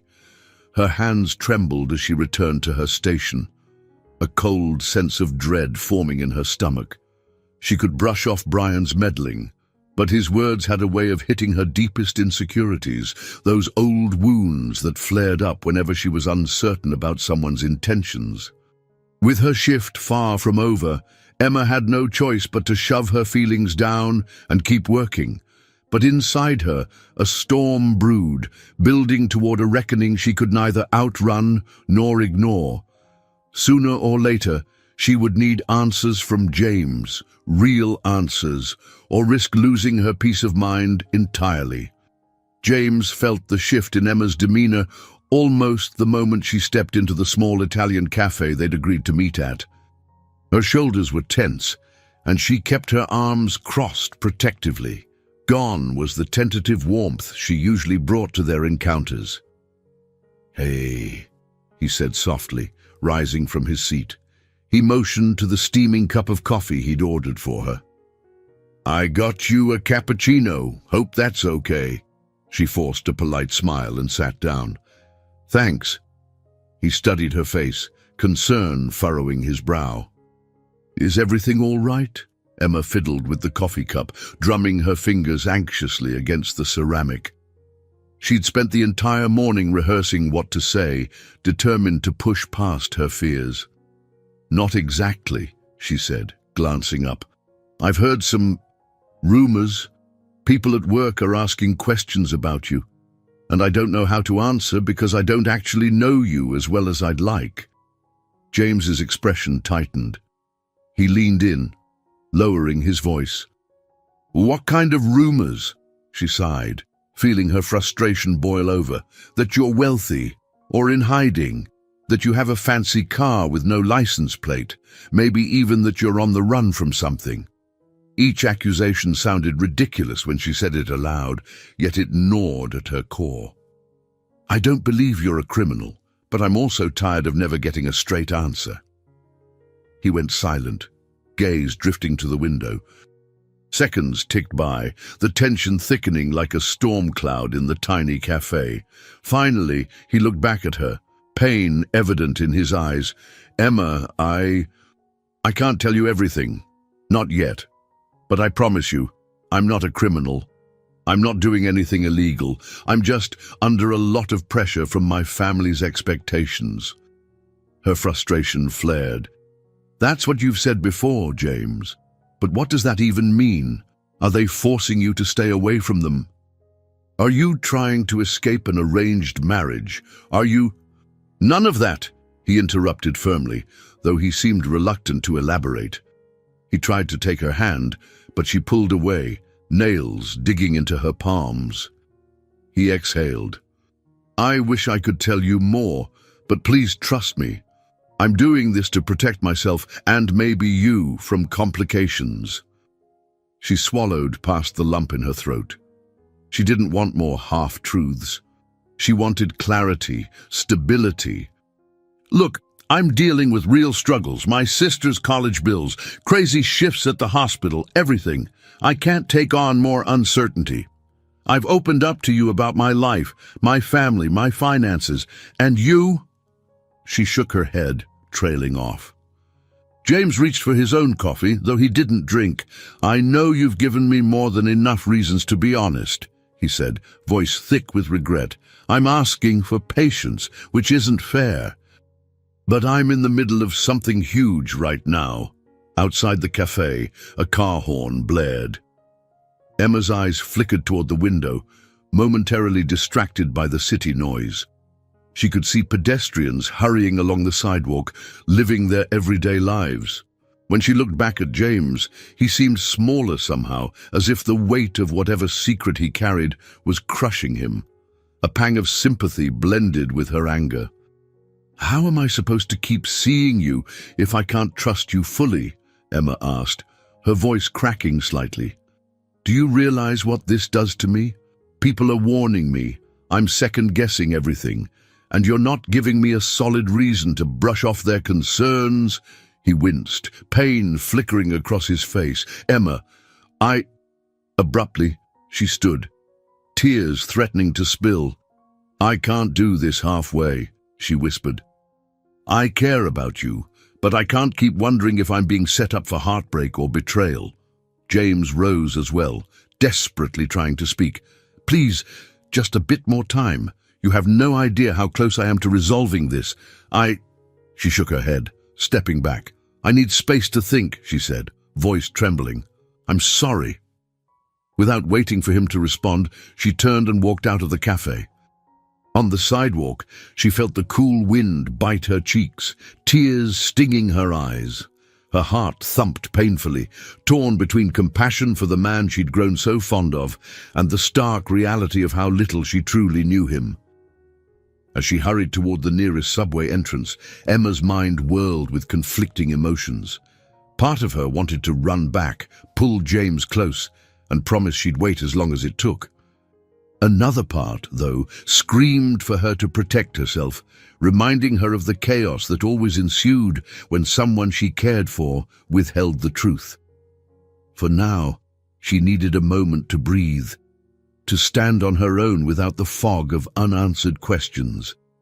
The walls around her might be high, but they were the only defense she had left against the ache of potential betrayal. Emma sat hunched over her kitchen table, her laptop open to a spreadsheet that summarized her monthly expenses. It was a grim sight. Rent, Lucy's tuition, groceries, utilities, and whatever little was left for emergencies. She ran a hand through her hair, feeling the onset of a headache. She'd avoided talking to James for 2 days now, trying to sort out her thoughts and calm the turmoil in her heart. A sudden knock broke her concentration. Emma walked to the door, feeling a twist in her stomach when she saw James through the peephole, holding a small brown paper bag. After a second of hesitation, she opened the door. "I brought takeout," James said quietly, lifting the bag like a peace offering. "Chicken soup from that deli you like. I was hoping we could talk." Emma's emotions lurched. She stepped aside to let him in, her face a guarded mask. "I'm not sure if I'm in the mood for company," she admitted. His shoulders slumped slightly, but he followed her into the small living room. He placed the bag on the coffee table, not pushing her to eat. "I understand," he murmured, standing with his hands tucked into his pockets. Silence hung in the air. Emma wavered, arms crossed, trying to protect herself from the vulnerability she felt. Finally, she gestured for him to sit. They both settled onto the couch, leaving enough space between them to reflect their emotional distance. "Emma," he began, "I know I messed up by not telling you everything, but please believe me. My feelings for you are genuine." She swallowed hard, her voice quiet. "I want to believe that, James, but you keep avoiding the truth about your life. How can I trust you when you won't trust me?" He closed his eyes briefly. "It's not about not trusting you. I'm afraid of what will happen once you know my world. It's complicated. My father is ill, and there are business responsibilities I never wanted. I thought if I took a break, just vanished for a while, I could breathe without those expectations crushing me. And then I met you, and everything changed." Emma's heart pounded. This was more detail than he'd offered before. A slight crack in the wall he'd built around himself. "What kind of business?" she asked cautiously. James hesitated, biting his lip as if weighing whether to continue. "Finance. Investments. My family's company is massive. My father, he's got a certain image he wants me to uphold, but I hated living in that shadow, so I left, keeping my identity quiet." He looked at her with anguished eyes. "I never wanted to lie to you. I just wanted to be seen as James, not a dollar sign." Emma breathed unsteadily. Part of her felt relief. He wasn't on the run, at least, but the idea of him being a wealthy heir or businessman seemed so alien to her daily reality. It also stung that he'd placed her in a position where rumors swirled at her workplace. "Why not just tell me sooner? Why keep it a secret until now?" He ran a hand through his hair, frustrated. "Every time I thought about telling you, I got scared. Scared that you'd look at me differently, or that you'd think I was just some spoiled rich guy, slumming it for thrills." His gaze dropped to the floor. And then it got harder and harder to come clean. Emma fell silent, letting his words sink in. A swirl of emotions churned, anger at being lied to, empathy for his struggle, and an odd sense of connection because she understood feeling trapped by circumstances. I can't deny I'm upset you kept this from me," she said at last, "but maybe I do understand why you felt you had to." He dared to move closer, his hand hovering near hers on the couch cushion. "If you need time, I'll give it to you, but I don't want to lose what we have." She studied his face, searching for any hint of deceit. All she found was earnestness and regret. Slowly, she exhaled. "I'm not sure how to move forward. But I'm not ready to walk away either." A tiny spark of hope lit in his eyes. "So is that a yes to trying to work through this?" Emma nodded hesitantly. "Yes, but on two conditions. 1, no more lies, even by omission. 2, I need to see how this fits into my life. I can't be part of some big charade where I'm the only one who doesn't know what's going on." He reached out and gently covered her hand with his. "Agreed. I promise, from here on out, no secrets." They lapsed into a tentative silence. It wasn't a perfect resolution. Emma's doubts lingered, and the gulf between their worlds loomed large. But for the moment, she felt a fragile compromise forming. She let him open the takeout bag, the comforting aroma of chicken soup filling the small apartment. She realized she was starving, though not just for food, but for reassurance that this relationship could survive the truth. As they ate in companionable quiet, Emma wondered if she'd just taken a step toward bridging the gap, or if she'd merely delayed the inevitable. For now, the warmth of the soup and James's apologetic smile were enough to soothe her frayed nerves. Tomorrow would bring new tests, and the shadow of his hidden world still lingered in her mind.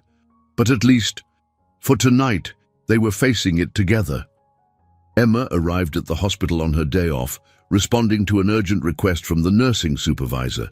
They needed extra hands due to a staffing shortage, and Emma, ever responsible, agreed, despite feeling mentally drained. In the locker room, she slipped into her scrubs, steeling herself for another long day. To her surprise, Margaret was also there, tugging on her own uniform. The older nurse looked up and gave Emma a concerned once-over. "You've got circles under your eyes, honey. Are you sleeping at all?" Emma shrugged, fiddling with her ID badge. "I'm fine. Just a lot on my mind." Margaret's gaze softened. "James." Emma nodded, not bothering with pretense. "He admitted he's from a wealthy family, that he's here hiding from all the pressure. We sort of reached a truce, but it feels so precarious." Margaret rested a comforting hand on Emma's shoulder. "That's a big reveal." It must be a lot to process. It is, Emma whispered. And the weird thing is, part of me doesn't care that he has money. I'm proud of my life, even if it's not glamorous. But I'm scared about how different our worlds are. Margaret gave her a sad smile. Sometimes love crosses those divides, but it's never easy. You'll have to decide if it's worth the challenge.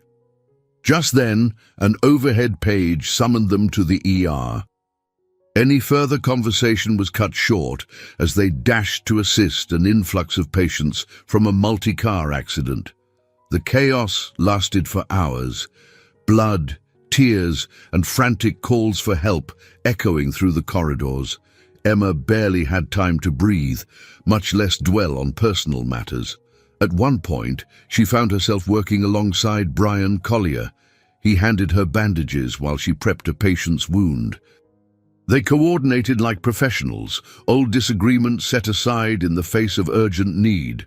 Once the situation stabilized, though, Brian's old attitude re-emerged. He cornered her by a supply cart, arms crossed. "Heard from your mystery man lately?" Emma glowered, wishing she could vanish. "I'm not discussing this with you, Brian." He let out a scornful laugh. "So I'm guessing you're still with him. I hope, for your sake, he's not using you." Her pulse throbbed at her temples. "It's none of your concern," she repeated, pushing past him. By the end of the shift, Emma felt like a wrung-out cloth, physically and emotionally spent. As she trudged toward the lobby, her phone buzzed. She fished it out, expecting Lucy or maybe James. Instead, the screen displayed an unfamiliar number. Part of her wanted to ignore it, but instinct told her to answer. "Hello?" A male voice cleared his throat. "Is this Emma Thompson?" She tensed. "Yes. Who is this?" "This is Robert, James Harrison's personal assistant, of sorts." The voice was polite, tinged with formality. "I've been asked to relay a message. James would like to invite you to join him for an important family matter this weekend. He said you'd understand once he explained." Emma's brow furrowed. She wasn't aware James had a personal assistant. "Wait, what? What? How did you get my number?" Robert sounded almost apologetic. "James gave it to me. I'm sorry if this is abrupt, but he insisted it was vital." Her mind whirled with questions. A family matter. James had hinted his father was sick, but she never expected to be brought into that circle. Conflicted, she pressed for details, but Robert would only say that James was traveling soon and hoped Emma could accompany him. She ended the call in a daze, pulse racing. This was a leap into James's world far sooner than she'd anticipated. Should she go? Part of her felt indignant. He'd barely begun opening up, and now she was being thrust into a family scenario she knew nothing about. Another part recognized that this might be the best chance to see the reality of his life, to confirm if his intentions were genuine or if Brian's warnings had any merit. Emma took a shaky seat in the hospital's small waiting area, ignoring the curious glances of passing co-workers. She stared at her phone, Robert's number still on the screen. If she accepted, she'd have to face the very thing she'd been dreading, confronting James's world of money, status, and possibly judgmental relatives. But if she declined, would she be shutting the door on their fragile connection? Potentially losing him for good? Margaret suddenly appeared, concern etched on her face. "Emma, you look like you've seen a ghost," she inhaled, struggling to form words. "James wants me to go with him, to meet his family, I think. It's happening soon. I don't know what to do." Margaret gave a supportive smile, though her eyes mirrored Emma's anxiety. "Only you can decide. But sometimes stepping through the hardest door is the only way to learn the truth." Emma nodded, her heart pounding with both fear and anticipation. The swirl of questions in her mind offered no easy answers. Was she ready to plunge into the deeper waters of James's life? Would she even be welcome there? And most importantly, could she handle the consequences of finally seeing the full scope of what he'd tried so desperately to hide? For now, all she could do was gather her courage, weigh her choices, and brace herself for a pivotal test that would determine the fate of their tenuous love. Emma sat in the back seat of a sleek black town car, nervously twisting the silver ring on her finger as she watched the Manhattan skyline give way to the quieter roads leading out of the city. The interior was painfully silent. James seemed just as on edge, occasionally stealing glances at her as if gauging her mood. She noticed how his shoulders tensed each time her eyes flickered in his direction. They were on their way to meet his father, Charles Harrison, who was recovering in a private clinic just outside the city. The call from James's assistant, Robert, had come only yesterday, urging them to come as soon as possible. Emma had barely slept since.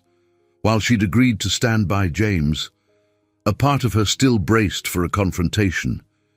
"You okay?" James asked softly, breaking the silence. Emma forced a tight smile. "As okay as I can be, given I'm about to step into your family's world without really knowing what to expect." She paused, swallowing her nerves. "How's your father doing?" James exhaled, his hand resting tensely on his knee. "Not great. He's stable but weak. There are complications. I'm not entirely sure of the details. My sister, Catherine, has been handling most of the updates. She's more involved in the day-to-day business. I'm the black sheep, remember?" Emma nodded, recalling how James had explained his departure from the family enterprise. "Does your sister know about me?" He nodded reluctantly. "Yes, and she's skeptical, I guess. She's protective of our father and the company. Honestly, I'm not sure how she'll greet you." Emma's stomach twisted at the thought. "So I'm heading into a lion's den." His eyes flickered with concern. "We'll face it together, I promise." Soon, the car pulled into the private clinic's circular driveway. Tall trees dotted the manicured lawns, and the imposing glass entrance hinted at exclusivity.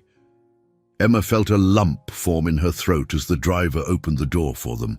James emerged first, then offered Emma his hand. She took it, her fingers trembling.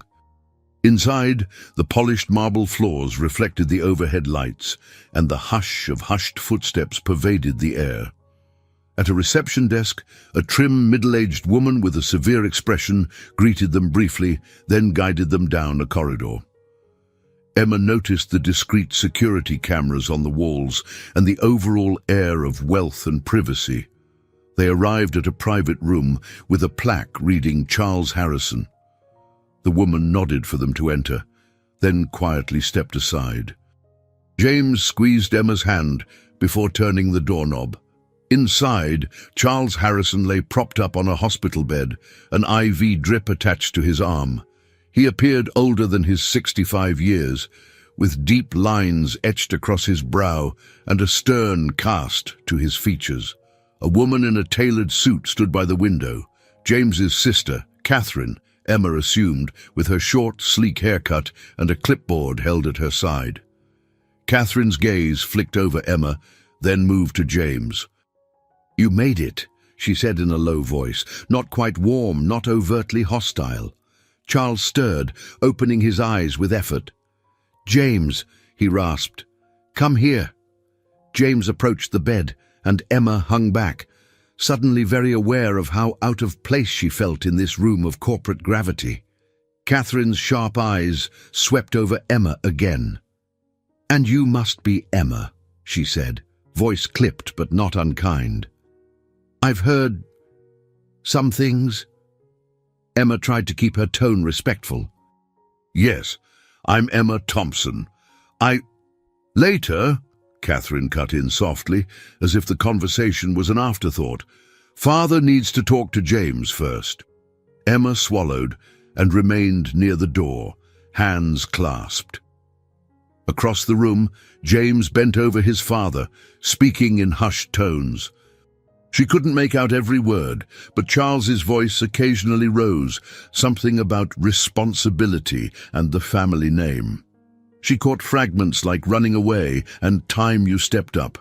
An uneasy weight settled in her chest. James had told her bits and pieces about the Harrison Empire, finance, investments, expansions overseas. She'd sensed his dread at re-entering this world that had once suffocated him.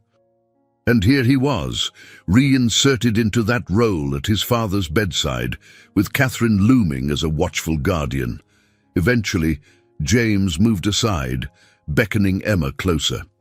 She approached, heart thudding.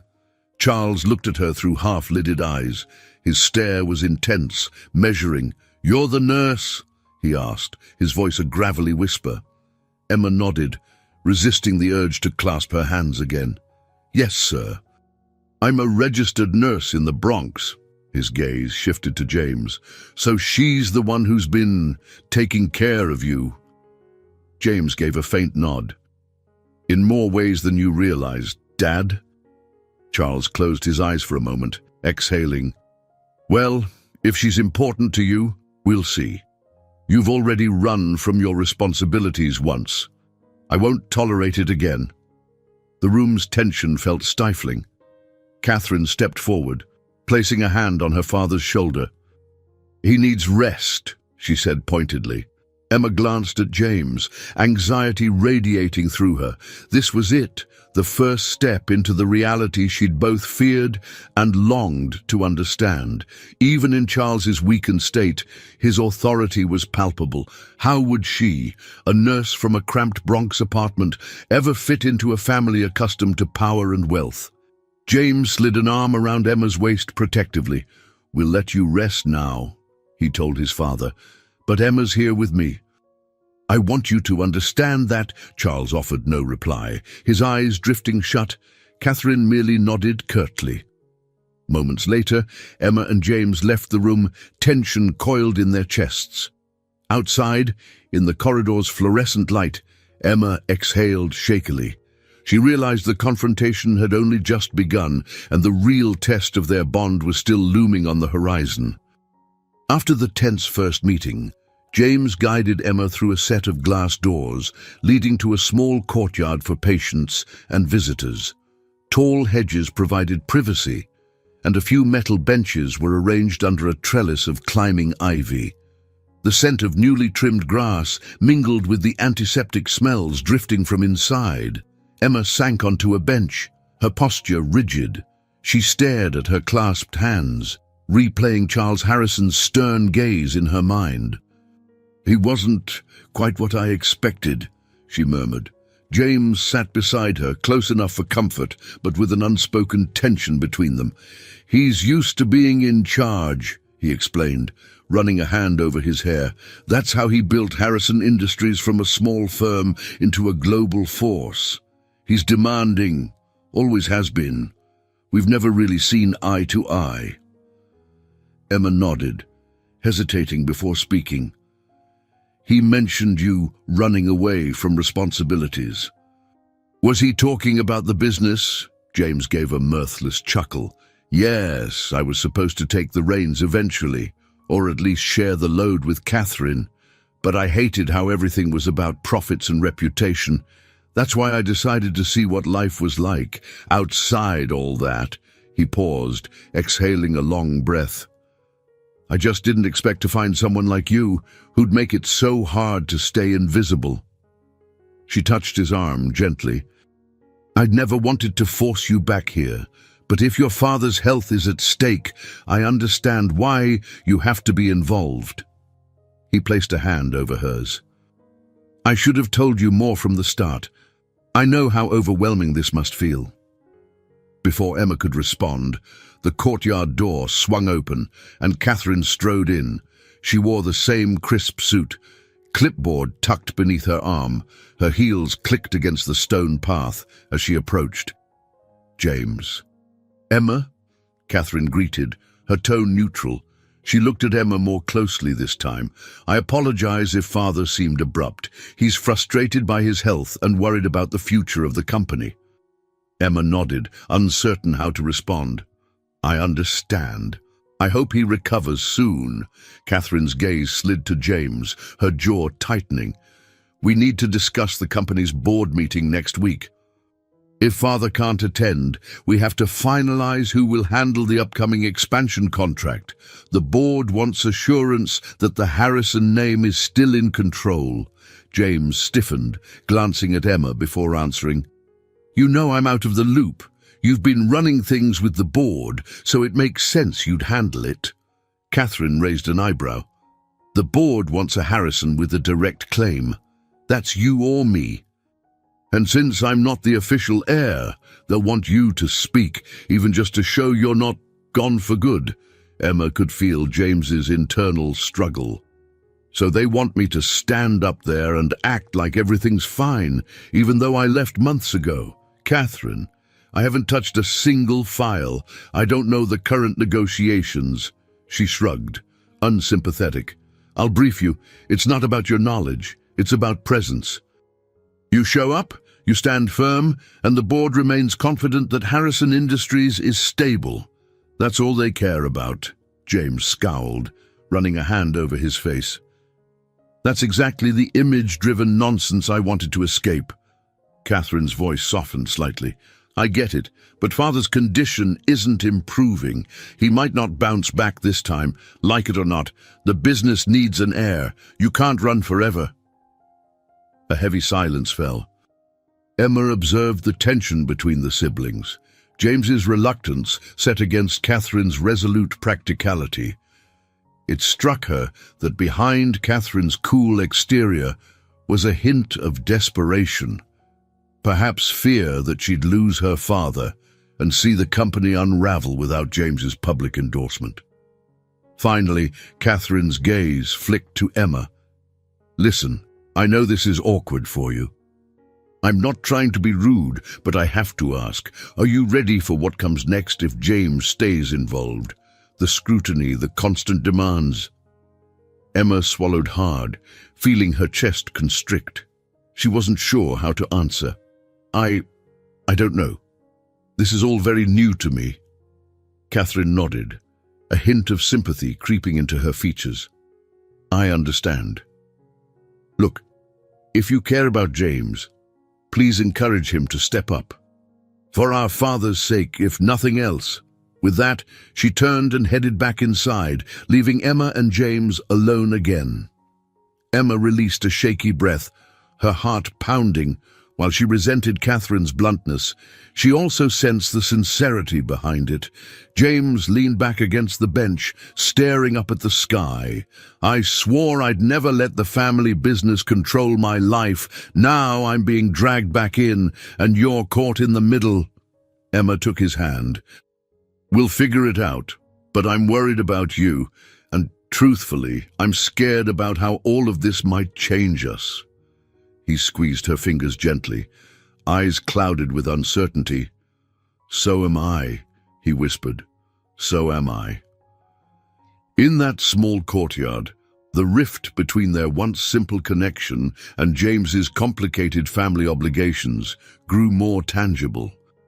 Emma sensed that deeper trials lay just ahead, a crucible that would challenge not only James's resolve, but the fragile bond they'd built, testing whether their love could truly endure. 2 days later, Emma found herself stepping into an opulent hotel suite that James had rented for them in Midtown. She had insisted on staying at her modest Bronx apartment, but James had reasoned that they'd be going back and forth to the clinic and would need a more central location. Despite her initial protests, she relented when it became clear how exhausted she was, traveling late at night. The suite was larger than any apartment she'd ever seen, with floor-to-ceiling windows offering panoramic views of the city's twinkling skyline. Plush furniture, a gleaming kitchenette and modern art on the walls signaled an ease of money she could barely fathom. Emma set her small overnight bag on a leather sofa, feeling strangely out of place. It's beautiful, but it's also too much, she said quietly, scanning the lavish surroundings. James, removing his jacket, looked apologetic.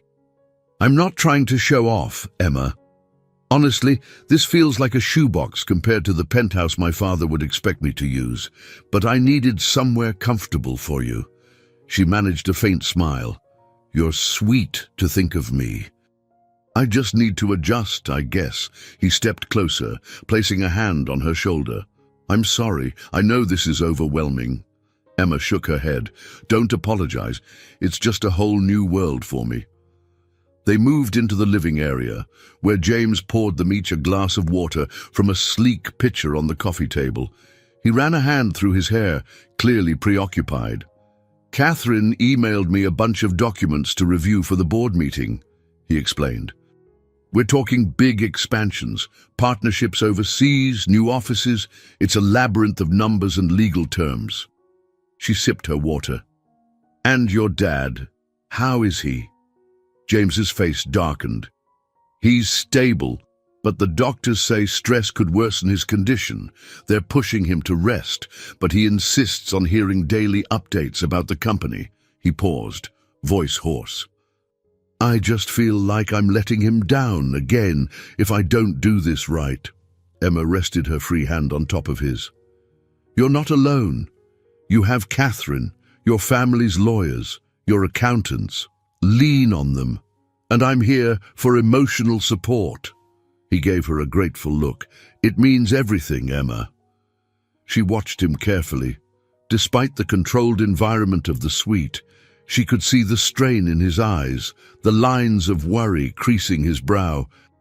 This was the man who had once fled a life of privilege to regain his sense of self, and now he was diving back in for the sake of his family.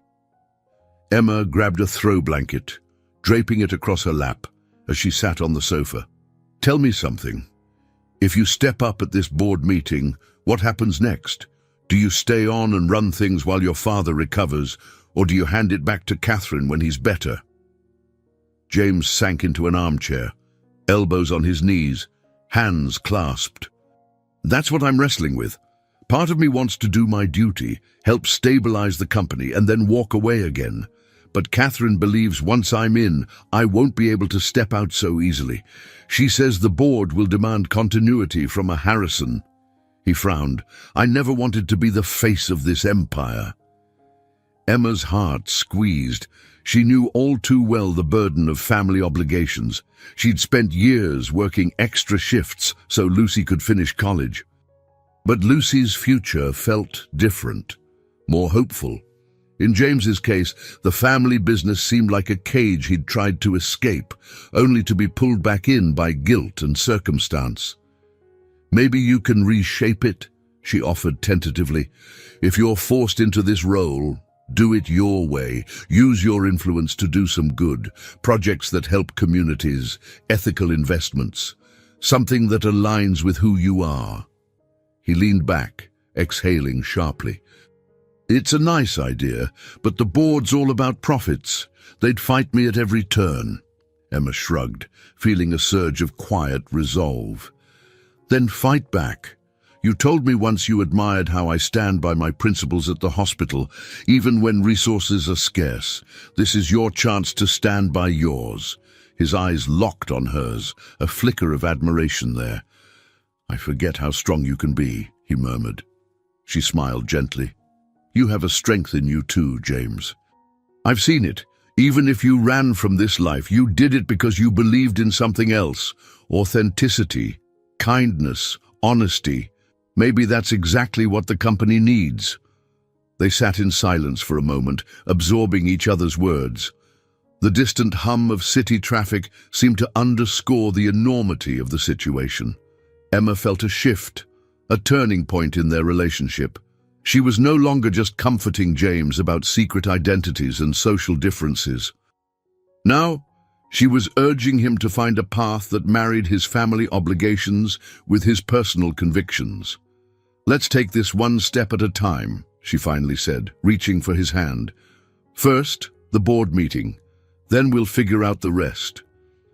He lifted her hand to his lips and pressed a soft kiss against her knuckles. "One step at a time," he echoed, a faint smile forming.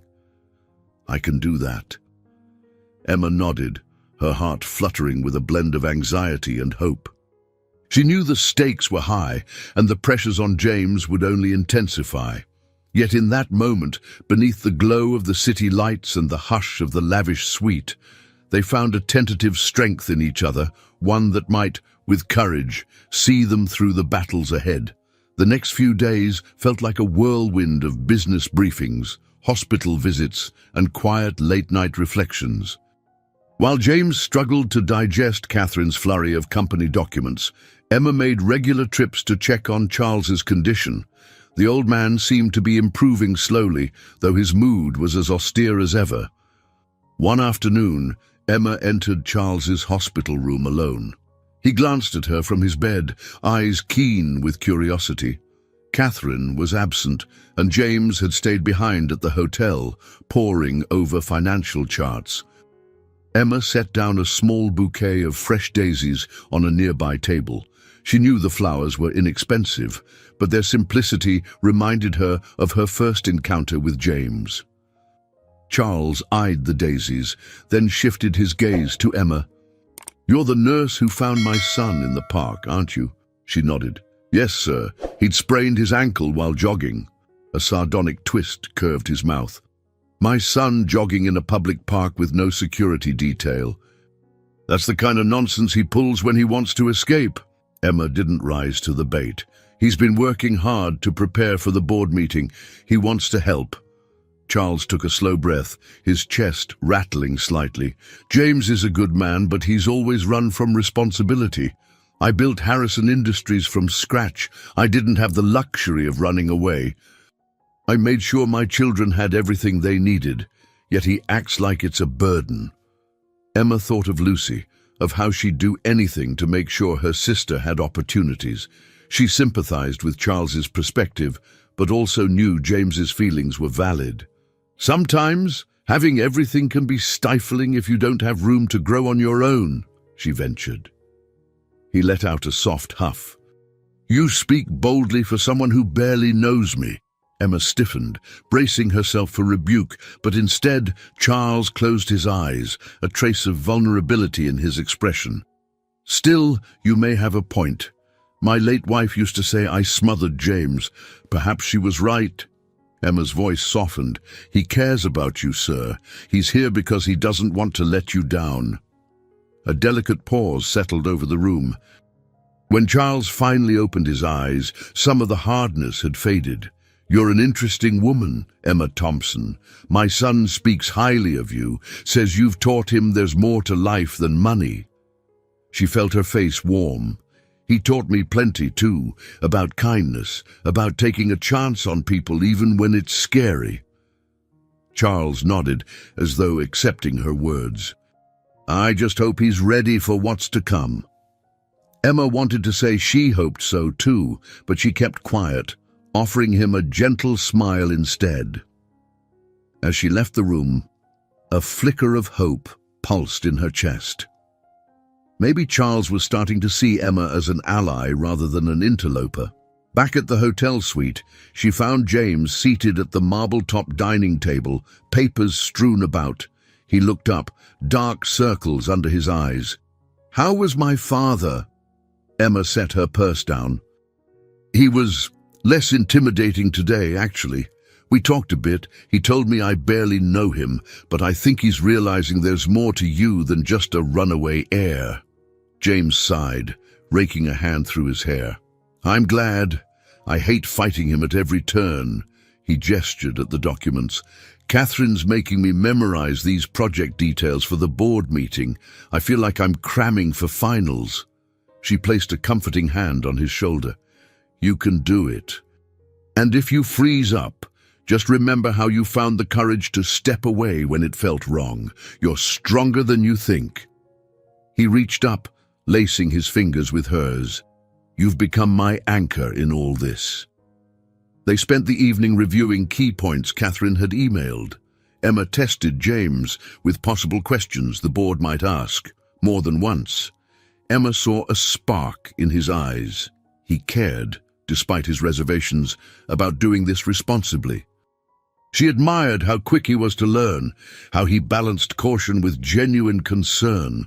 At one point, James leaned back, scanning a page on philanthropic projects. "See this? It's a proposal to fund community outreach programs, similar to that center we volunteered at. If I can push for more initiatives like this, maybe I can make a real difference." Emma's heart lifted. "That's exactly what you should emphasize. Show them the company can be profitable and serve the community too." He nodded. "Thank you, Emma, for everything." They continued into the night, forging a sense of purpose that extended beyond mere duty. For Emma, it was a revelation. She was no longer just witnessing James's struggle. She was participating in shaping its outcome. With every line they highlighted or paragraph they debated, the gap between their very different worlds felt a little smaller, united by the belief that they could create something better. As midnight approached, they finally set the papers aside.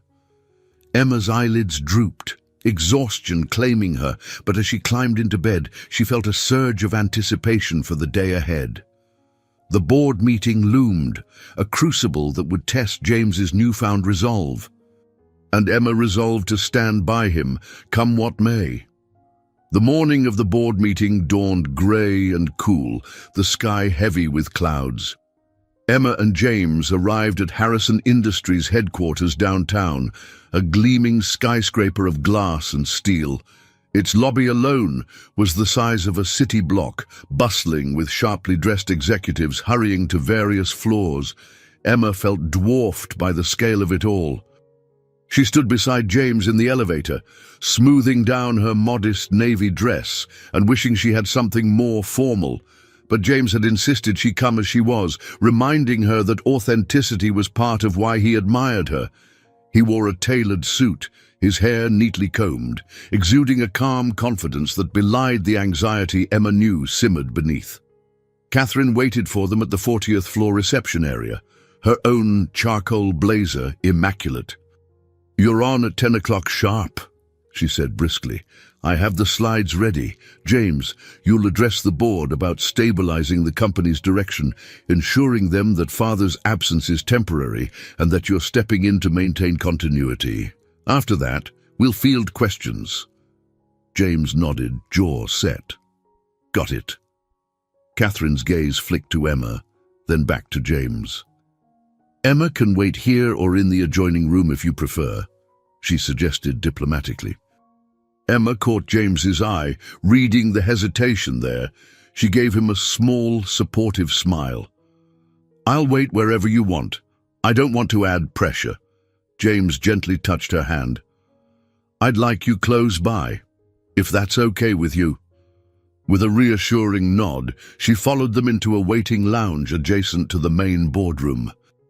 Through a glass wall, she could glimpse a long table surrounded by leather chairs, each seat quickly filling with men and women wearing serious expressions. James and Catherine stepped into the boardroom precisely at 10. Emma lingered behind the glass, able to see but not hear the proceedings. She spotted at least a dozen board members, a few of them old enough to have known Charles when he'd founded the company. They appeared watchful, some even skeptical, as Catherine introduced James and began her overview. Emma's heart thudded as James stood, referencing the slides on a large screen. She recognized lines they'd rehearsed. He spoke about steady leadership, short-term goals to maintain investor confidence, and the longer-term vision that included philanthropic projects. She could tell he was nervous by the way he gripped the podium, yet his voice never wavered.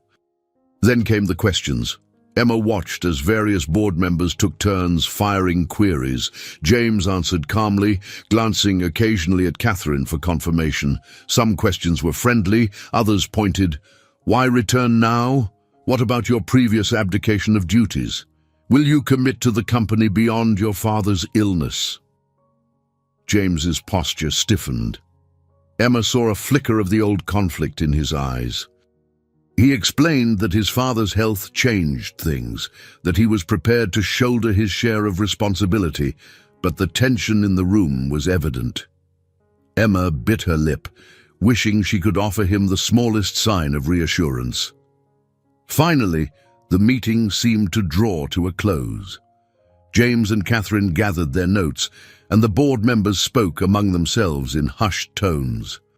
Emma watched as an older man with white hair, likely a long-time associate, asked one last question. James paused, responding with cautious sincerity. Then, a handful of the board members actually nodded in approval. Emma dared to hope it was a good sign. The door opened, and James stepped out, exhaling a breath that seemed to deflate all the pent-up tension in his chest. Catherine followed, arms full of paperwork. "Well?" Emma asked softly, searching James's face. He gave a tired smile. "They're agreeing to back me for now, as interim head in Father's absence. They want me to stick around at least until the next quarter's reports come in. That's when they'll assess if I should take on a permanent role." Emma reached for his hand, her eyes shining. "That's fantastic, James. You did it." Catherine cleared her throat, offering an approving nod. "You did well, brother. The board is content for the time being. Just be prepared. They'll be watching your every move." She glanced at Emma. "And they'll likely scrutinize every aspect of your personal life, too." Emma's pulse skipped. I understand." Catherine adjusted the papers in her arms. "I'm heading to the hospital to give Father a full report. You should come by later." Without further pleasantries, she strode away, heels clicking on the polished floor. Left alone with Emma, James leaned against the wall, eyes half closed in relief. "Thank you for being here," he said, voice hushed. "I could see you through the glass. It helped, knowing you had my back." She squeezed his hand. "You were amazing. I'm proud of you." A swirl of emotions filled Emma's chest. Pride, relief, a lingering anxiety for what would come next. She knew this was just the beginning of James's re-entry into the Harrison empire. There would be more meetings, more negotiations, more scrutiny. And where did that leave their relationship? Still, at that moment, standing in the corridor outside a high-stakes boardroom, Emma felt an overwhelming sense of possibility. For all the challenges ahead, she and James had taken a significant step forward, together. He hadn't flinched when confronted by the board's suspicions, and he'd upheld the promises he made to Emma about honesty and commitment. She laid her head briefly on his shoulder, letting out a soft laugh of relief. "So, what happens now?" James looked down at her with a slow, hopeful grin. "Now, we see where this leads. But with any luck, we won't have to face it alone." Their clasped hands tightened. Beyond the frosted glass doors, the world of corporate finance awaited, ready to test them both. But in each other's presence, they found a spark of unity that promised hope for the journey ahead. Emma inhaled the brisk autumn air as she stepped outside Harrison Industries' sleek skyscraper. Having just witnessed James successfully handle the board meeting, she felt a strange blend of elation and apprehension swirling in her chest. The confidence he displayed at the meeting, the nods of grudging respect from the seasoned board members, it all marked a turning point in his life, and inevitably hers. James joined her on the sidewalk, shrugging into his jacket. He looked tired but relieved, his brow no longer creased with the same tension as before. "I'm starving," he admitted with a small grin. "Want to grab lunch?" Emma tucked a stray hair behind her ear. "That sounds perfect." They found a casual cafe a few blocks away. Over steaming bowls of soup and fresh bread, they let the morning's intensity melt into the background. James drummed his fingers on the table, still riding a wave of nervous energy. "You realize what happens next," he said between spoonfuls, voice hushed. "The board wants me to assume more duties, interim CEO basically, until my father can return or they decide on a permanent handover." Emma set down her spoon, her eyes reflecting concern. "Are you ready for that?" He hesitated. "I'm not sure, but I'll do my best. I won't lie, though. This changes everything.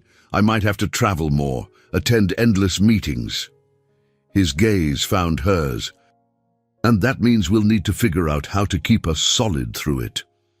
A pang of anxiety shot through Emma. She remembered the calm routine of her life in the Bronx, overshadowed by financial stress but still familiar. Now she faced a future where her relationship would be scrutinized, where she'd be dating a man at the helm of a major corporation. How did I get here, she wondered. But she refused to waver. "We'll figure it out together," she said, squeezing his hand. "Just promise me you won't shut me out if things get rough." He nodded solemnly. "I promise." They spent the weekend shuttling between the hotel suite and the hospital, updating Charles on the board's decision. The old man appeared more alert each day, though still weak. He listened intently to James's account, occasionally correcting details or offering curt advice.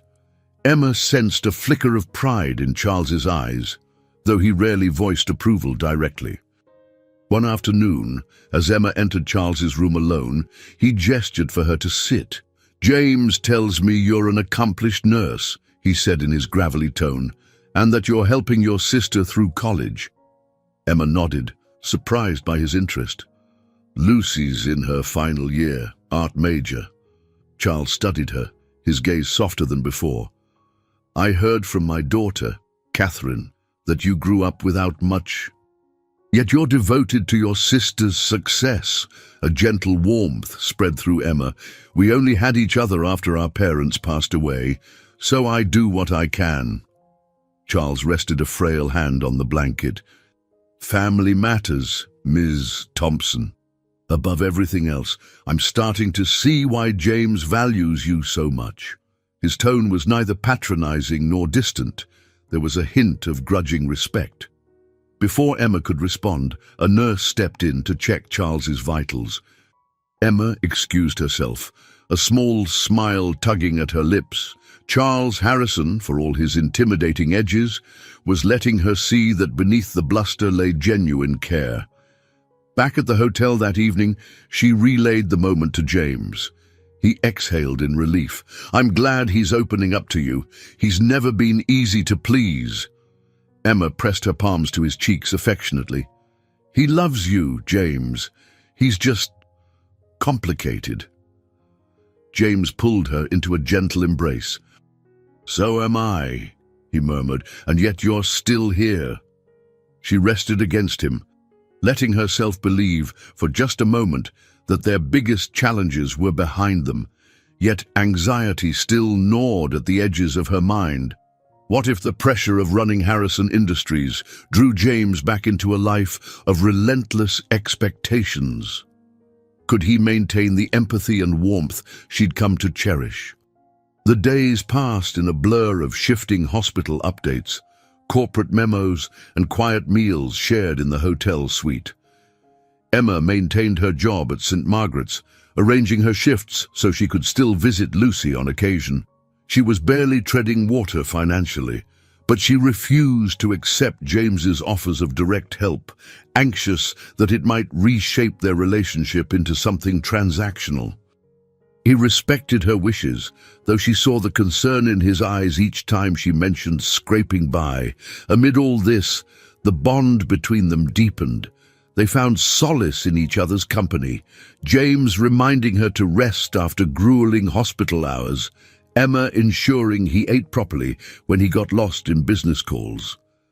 Their world was in flux, but for the first time, Emma sensed a quiet strength in their connection. Still, a new vulnerability shadowed their steps. Emma caught glimpses of how large the Harrison name loomed, paparazzi occasionally lurking outside the building, investors demanding phone calls with James at odd hours. She knew the real test of their relationship was only beginning. How they would navigate these demands, she couldn't say, but she clung to the promise they'd made to share their burdens honestly.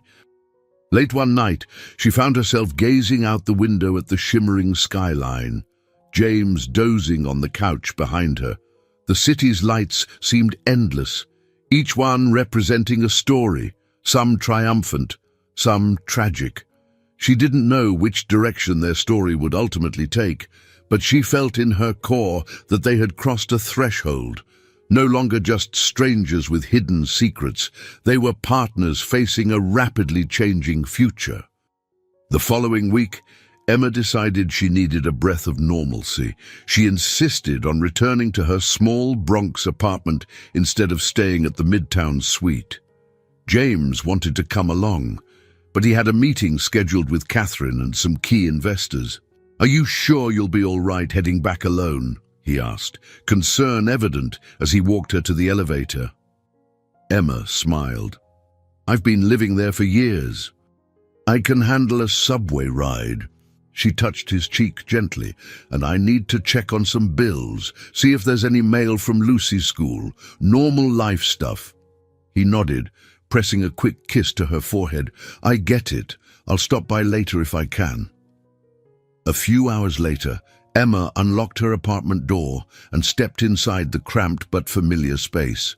The air felt different, almost stale, after the upscale hotel. She shrugged off her coat, glancing around at the mismatched furniture, the faded rug, the fridge with half a loaf of bread and some leftover soup. Yet a wave of comfort washed over her. Home. She shuffled through the mail on her small kitchen table. Bills, advertisements, another letter from Lucy's college. Emma broke the seal on that envelope with a flutter of nerves. It was an updated tuition statement, confirming Lucy still owed a hefty sum for her final semester. Emma let out a slow breath. "We'll figure it out," she told herself. "We always do." Just then, a knock sounded at the door. She frowned, setting the letter aside. Maybe James had finished early and decided to surprise her.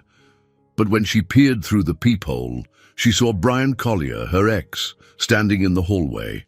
Emma considered pretending she wasn't home, but Brian knocked again, more firmly. With a sigh, she opened the door a crack. "Brian, what do you want?" He looked haggard, dark circles under his eyes. "I just need a minute, then I'll go." She pressed her lips together, pondering. Finally, she relented. "Fine," she muttered, stepping aside. "Make it quick." Brian entered, glancing around at the apartment. He took in the stack of mail, the sparse decor. "So you're back," he said, stating the obvious. Then he turned to face her. "Look, I know we haven't exactly been on good terms, but I heard some rumors at work. People say you've been in and out of high-end hotels, that your boyfriend is apparently the new Harrison Industries figurehead." Emma stiffened, arms crossing. "Yes, he's stepping in for his father. And no, it's none of your business." Brian winced as though her words stung. "I'm worried about you, Emma, that's all. You've seen how rich guys can treat people, right?" "I've read tabloids about that family. I don't need you reading me headlines," she snapped, narrowing her eyes. "James isn't some shallow playboy. He's dealing with a sick father and a company in crisis." Brian held up his hands. All right, I just..." He took a breath. "I came to say I'm sorry, for meddling and for the way I treated you when we were together." She blinked, not expecting an apology. "Why now?" He looked at his shoes, shoulders sagging. "I messed up with you, and I see you moving on, maybe to bigger things. I guess it finally clicked that I was the one who wrecked what we had. And I've been taking my frustration out on you, especially because I couldn't stand seeing you happy with someone else." Her anger eased slightly, replaced by cautious understanding. "Brian, we've been over for a long time. I'm not sure what you expect from me now." He shrugged, glancing around the small apartment. "I'm not expecting anything. I just wanted to clear my conscience and to say if this Harrison guy makes you happy, then fine. I just hope he doesn't leave you in the dust." Emma studied his defeated expression. She could sense his genuine remorse and a trace of lingering jealousy. "I appreciate you saying that," she murmured, "but I can take care of myself." A wry smile tugged at Brian's lips. "I know. You always could."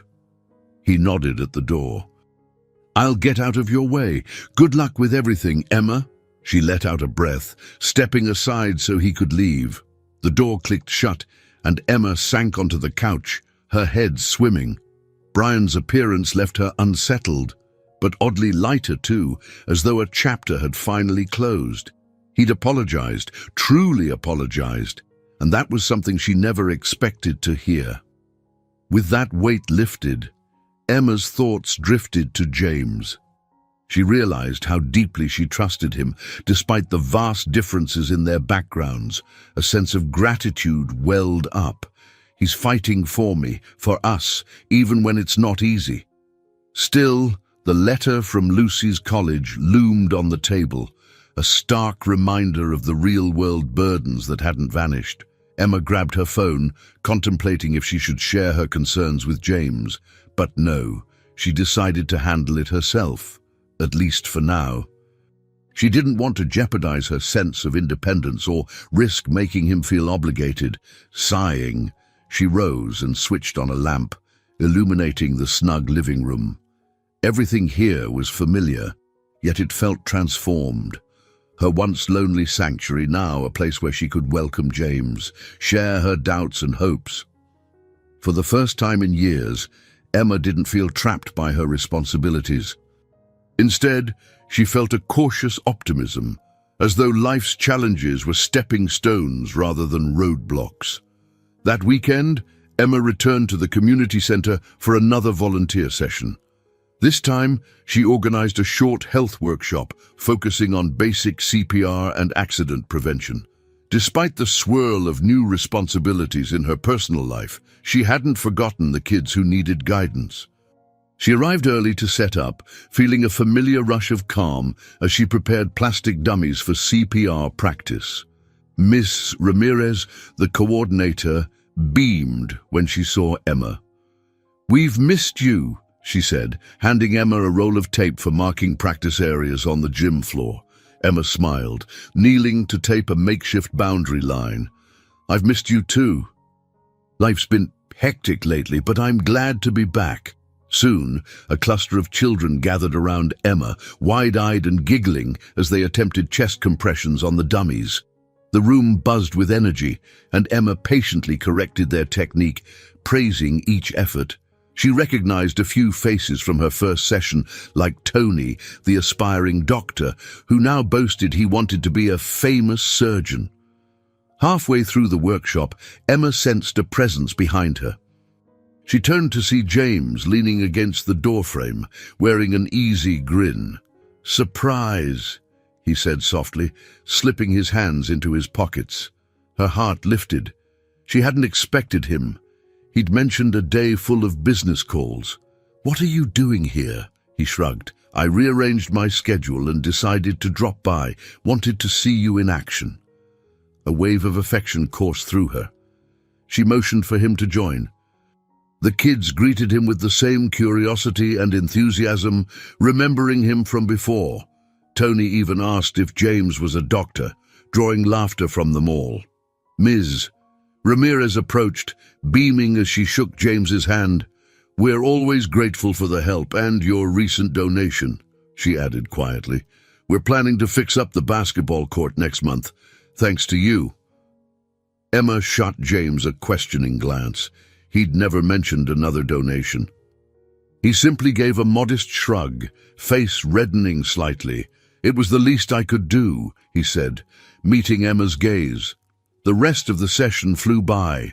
Emma demonstrated the basics of CPR, James offering cheerful encouragement to the kids. A few parents trickled in at the end, thanking Emma for her time and praising the community center's programs. Emma felt an intense sense of fulfillment. These moments, giving back to people who truly needed support, anchored her amidst the chaos of her changing life. Once the last child left, Emma and James helped Missy Ramirez tidy the supplies. James surprised Emma again by sweeping the gym floor, refusing to let her do it alone. They worked in companionable silence, exchanging smiles. Even Ms. Ramirez, who was known to be a bit strict, softened at the sight. After Ms. Ramirez locked up, Emma and James stepped outside into the late afternoon sunshine. The day was mild, the sky a clear blue canvas. James turned to Emma, eyes bright with admiration. "You're amazing. You know that," he said, pushing his hair back. "These kids look up to you so much," she blushed. "I just show them a few safety tricks and first aid tips. They're the ones with the big dreams." He reached for her hand, lacing his fingers through hers. "It's more than that. You're giving them a safe space, a chance to feel important. I see how they light up when you teach them something new." Emma's chest warmed. "Thank you." She paused, glancing around the quiet street. "You didn't have to donate more money here, James, but it means a lot. Ms. Ramirez and the kids will put it to good use." He shrugged, a hint of self-consciousness coloring his cheeks. "I figured if I'm going to be in charge of Harrison Industries, even temporarily, I want to support projects that matter." Then, more quietly, he added, "I got the idea from you." Emotions swelled in Emma's throat. She thought of how just a few months ago, James had been a stranger with a limp, hiding from the world.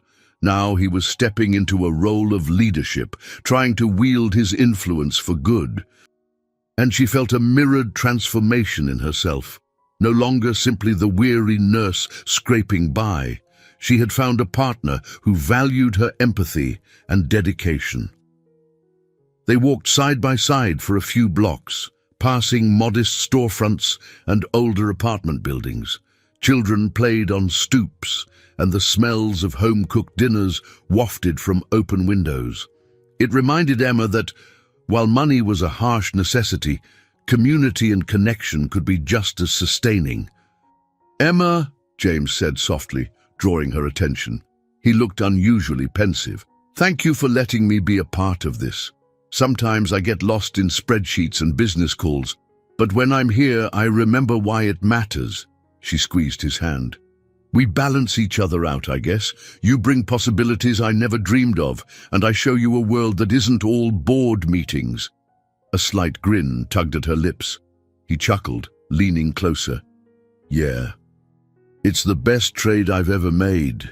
They strolled on in comfortable silence, shoulders occasionally brushing. Emma felt a quiet sense of peace. She understood life was far from perfect. Lucy's bills, Charles's health, James's corporate obligations, and her own hospital shifts were still waiting. But in this moment, she felt whole, as though she'd found a purpose that extended beyond her own struggles. And more importantly, she'd found someone who believed in that purpose alongside her. A crisp breeze stirred the golden leaves in Central Park, casting shifting shadows along the path where Emma and James strolled hand in hand. They'd come full circle, returning to the same park where they first met, where Emma had hastily bandaged James's sprained ankle, both of them clueless about the journey ahead. Now, the air hummed with a sense of closure, or perhaps a new beginning. They paused near a bench overlooking the lake, the sun dipping low behind the skyline. James exhaled contentedly, turning to face Emma. "Hard to believe it's only been a few months. Feels like a lifetime."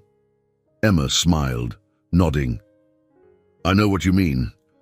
Everything's changed so quickly." He gazed at her with an intensity that made her heart skip. "My father is on the mend, improving slowly but steadily.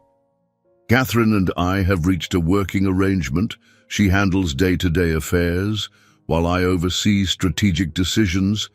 For now, the board's on board," he added with a wry smile. "It's not the carefree life I once had, but I'm seeing the bigger picture."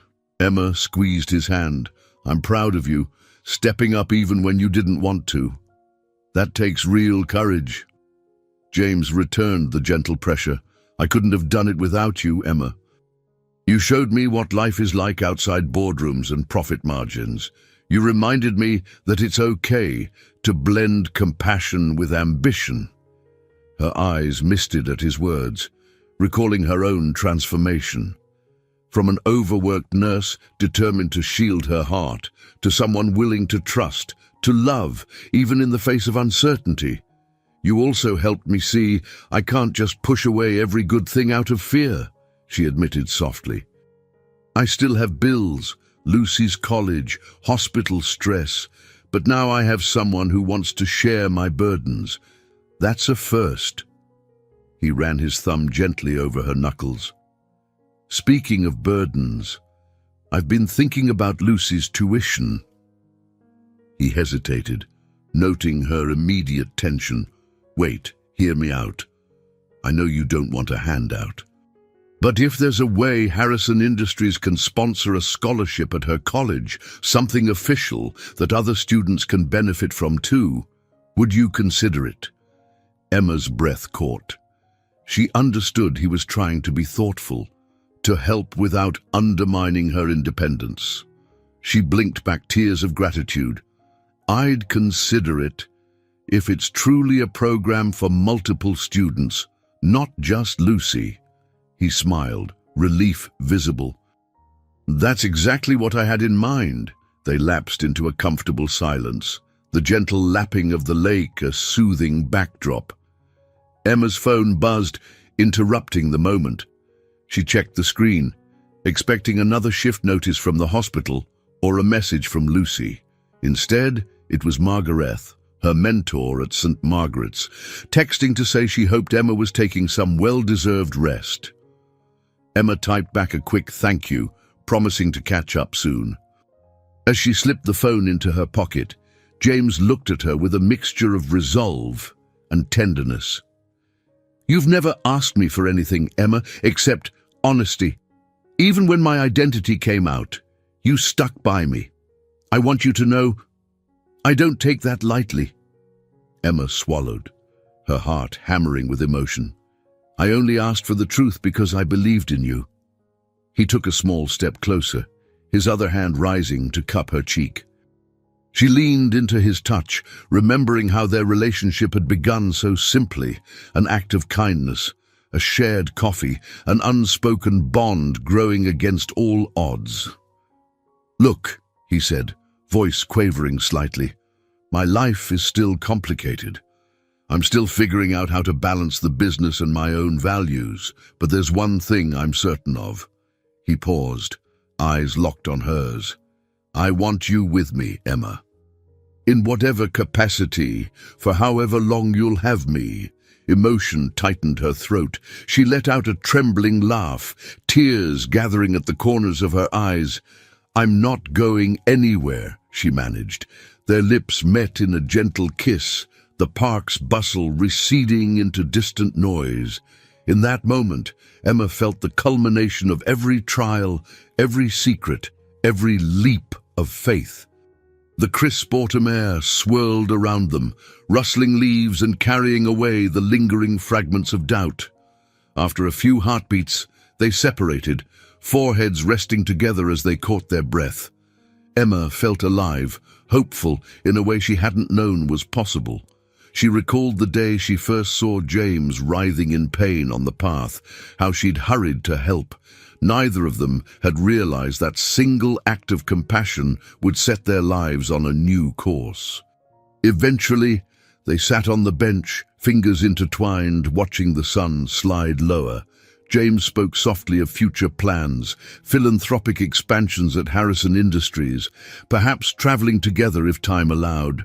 Emma, in turn, described how she might reduce her double shifts once Lucy graduated, devoting more energy to community outreach and self-care. They laughed, admitting how daunting it was to dream so freely.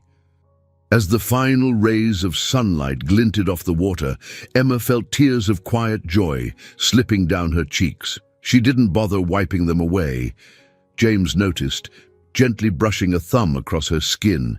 He, too, looked close to tears, tears of relief, of love, of finally having a place to belong.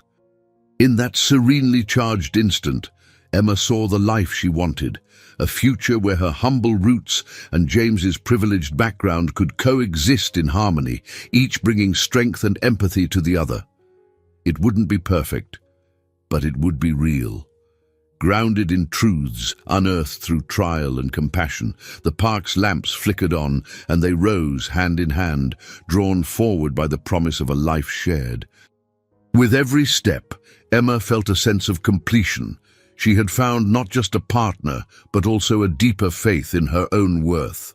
Together, they walked away from the bench, prepared to face whatever challenges lay ahead, hearts brimming with the profound certainty that they had, at last, chosen each other without reservation.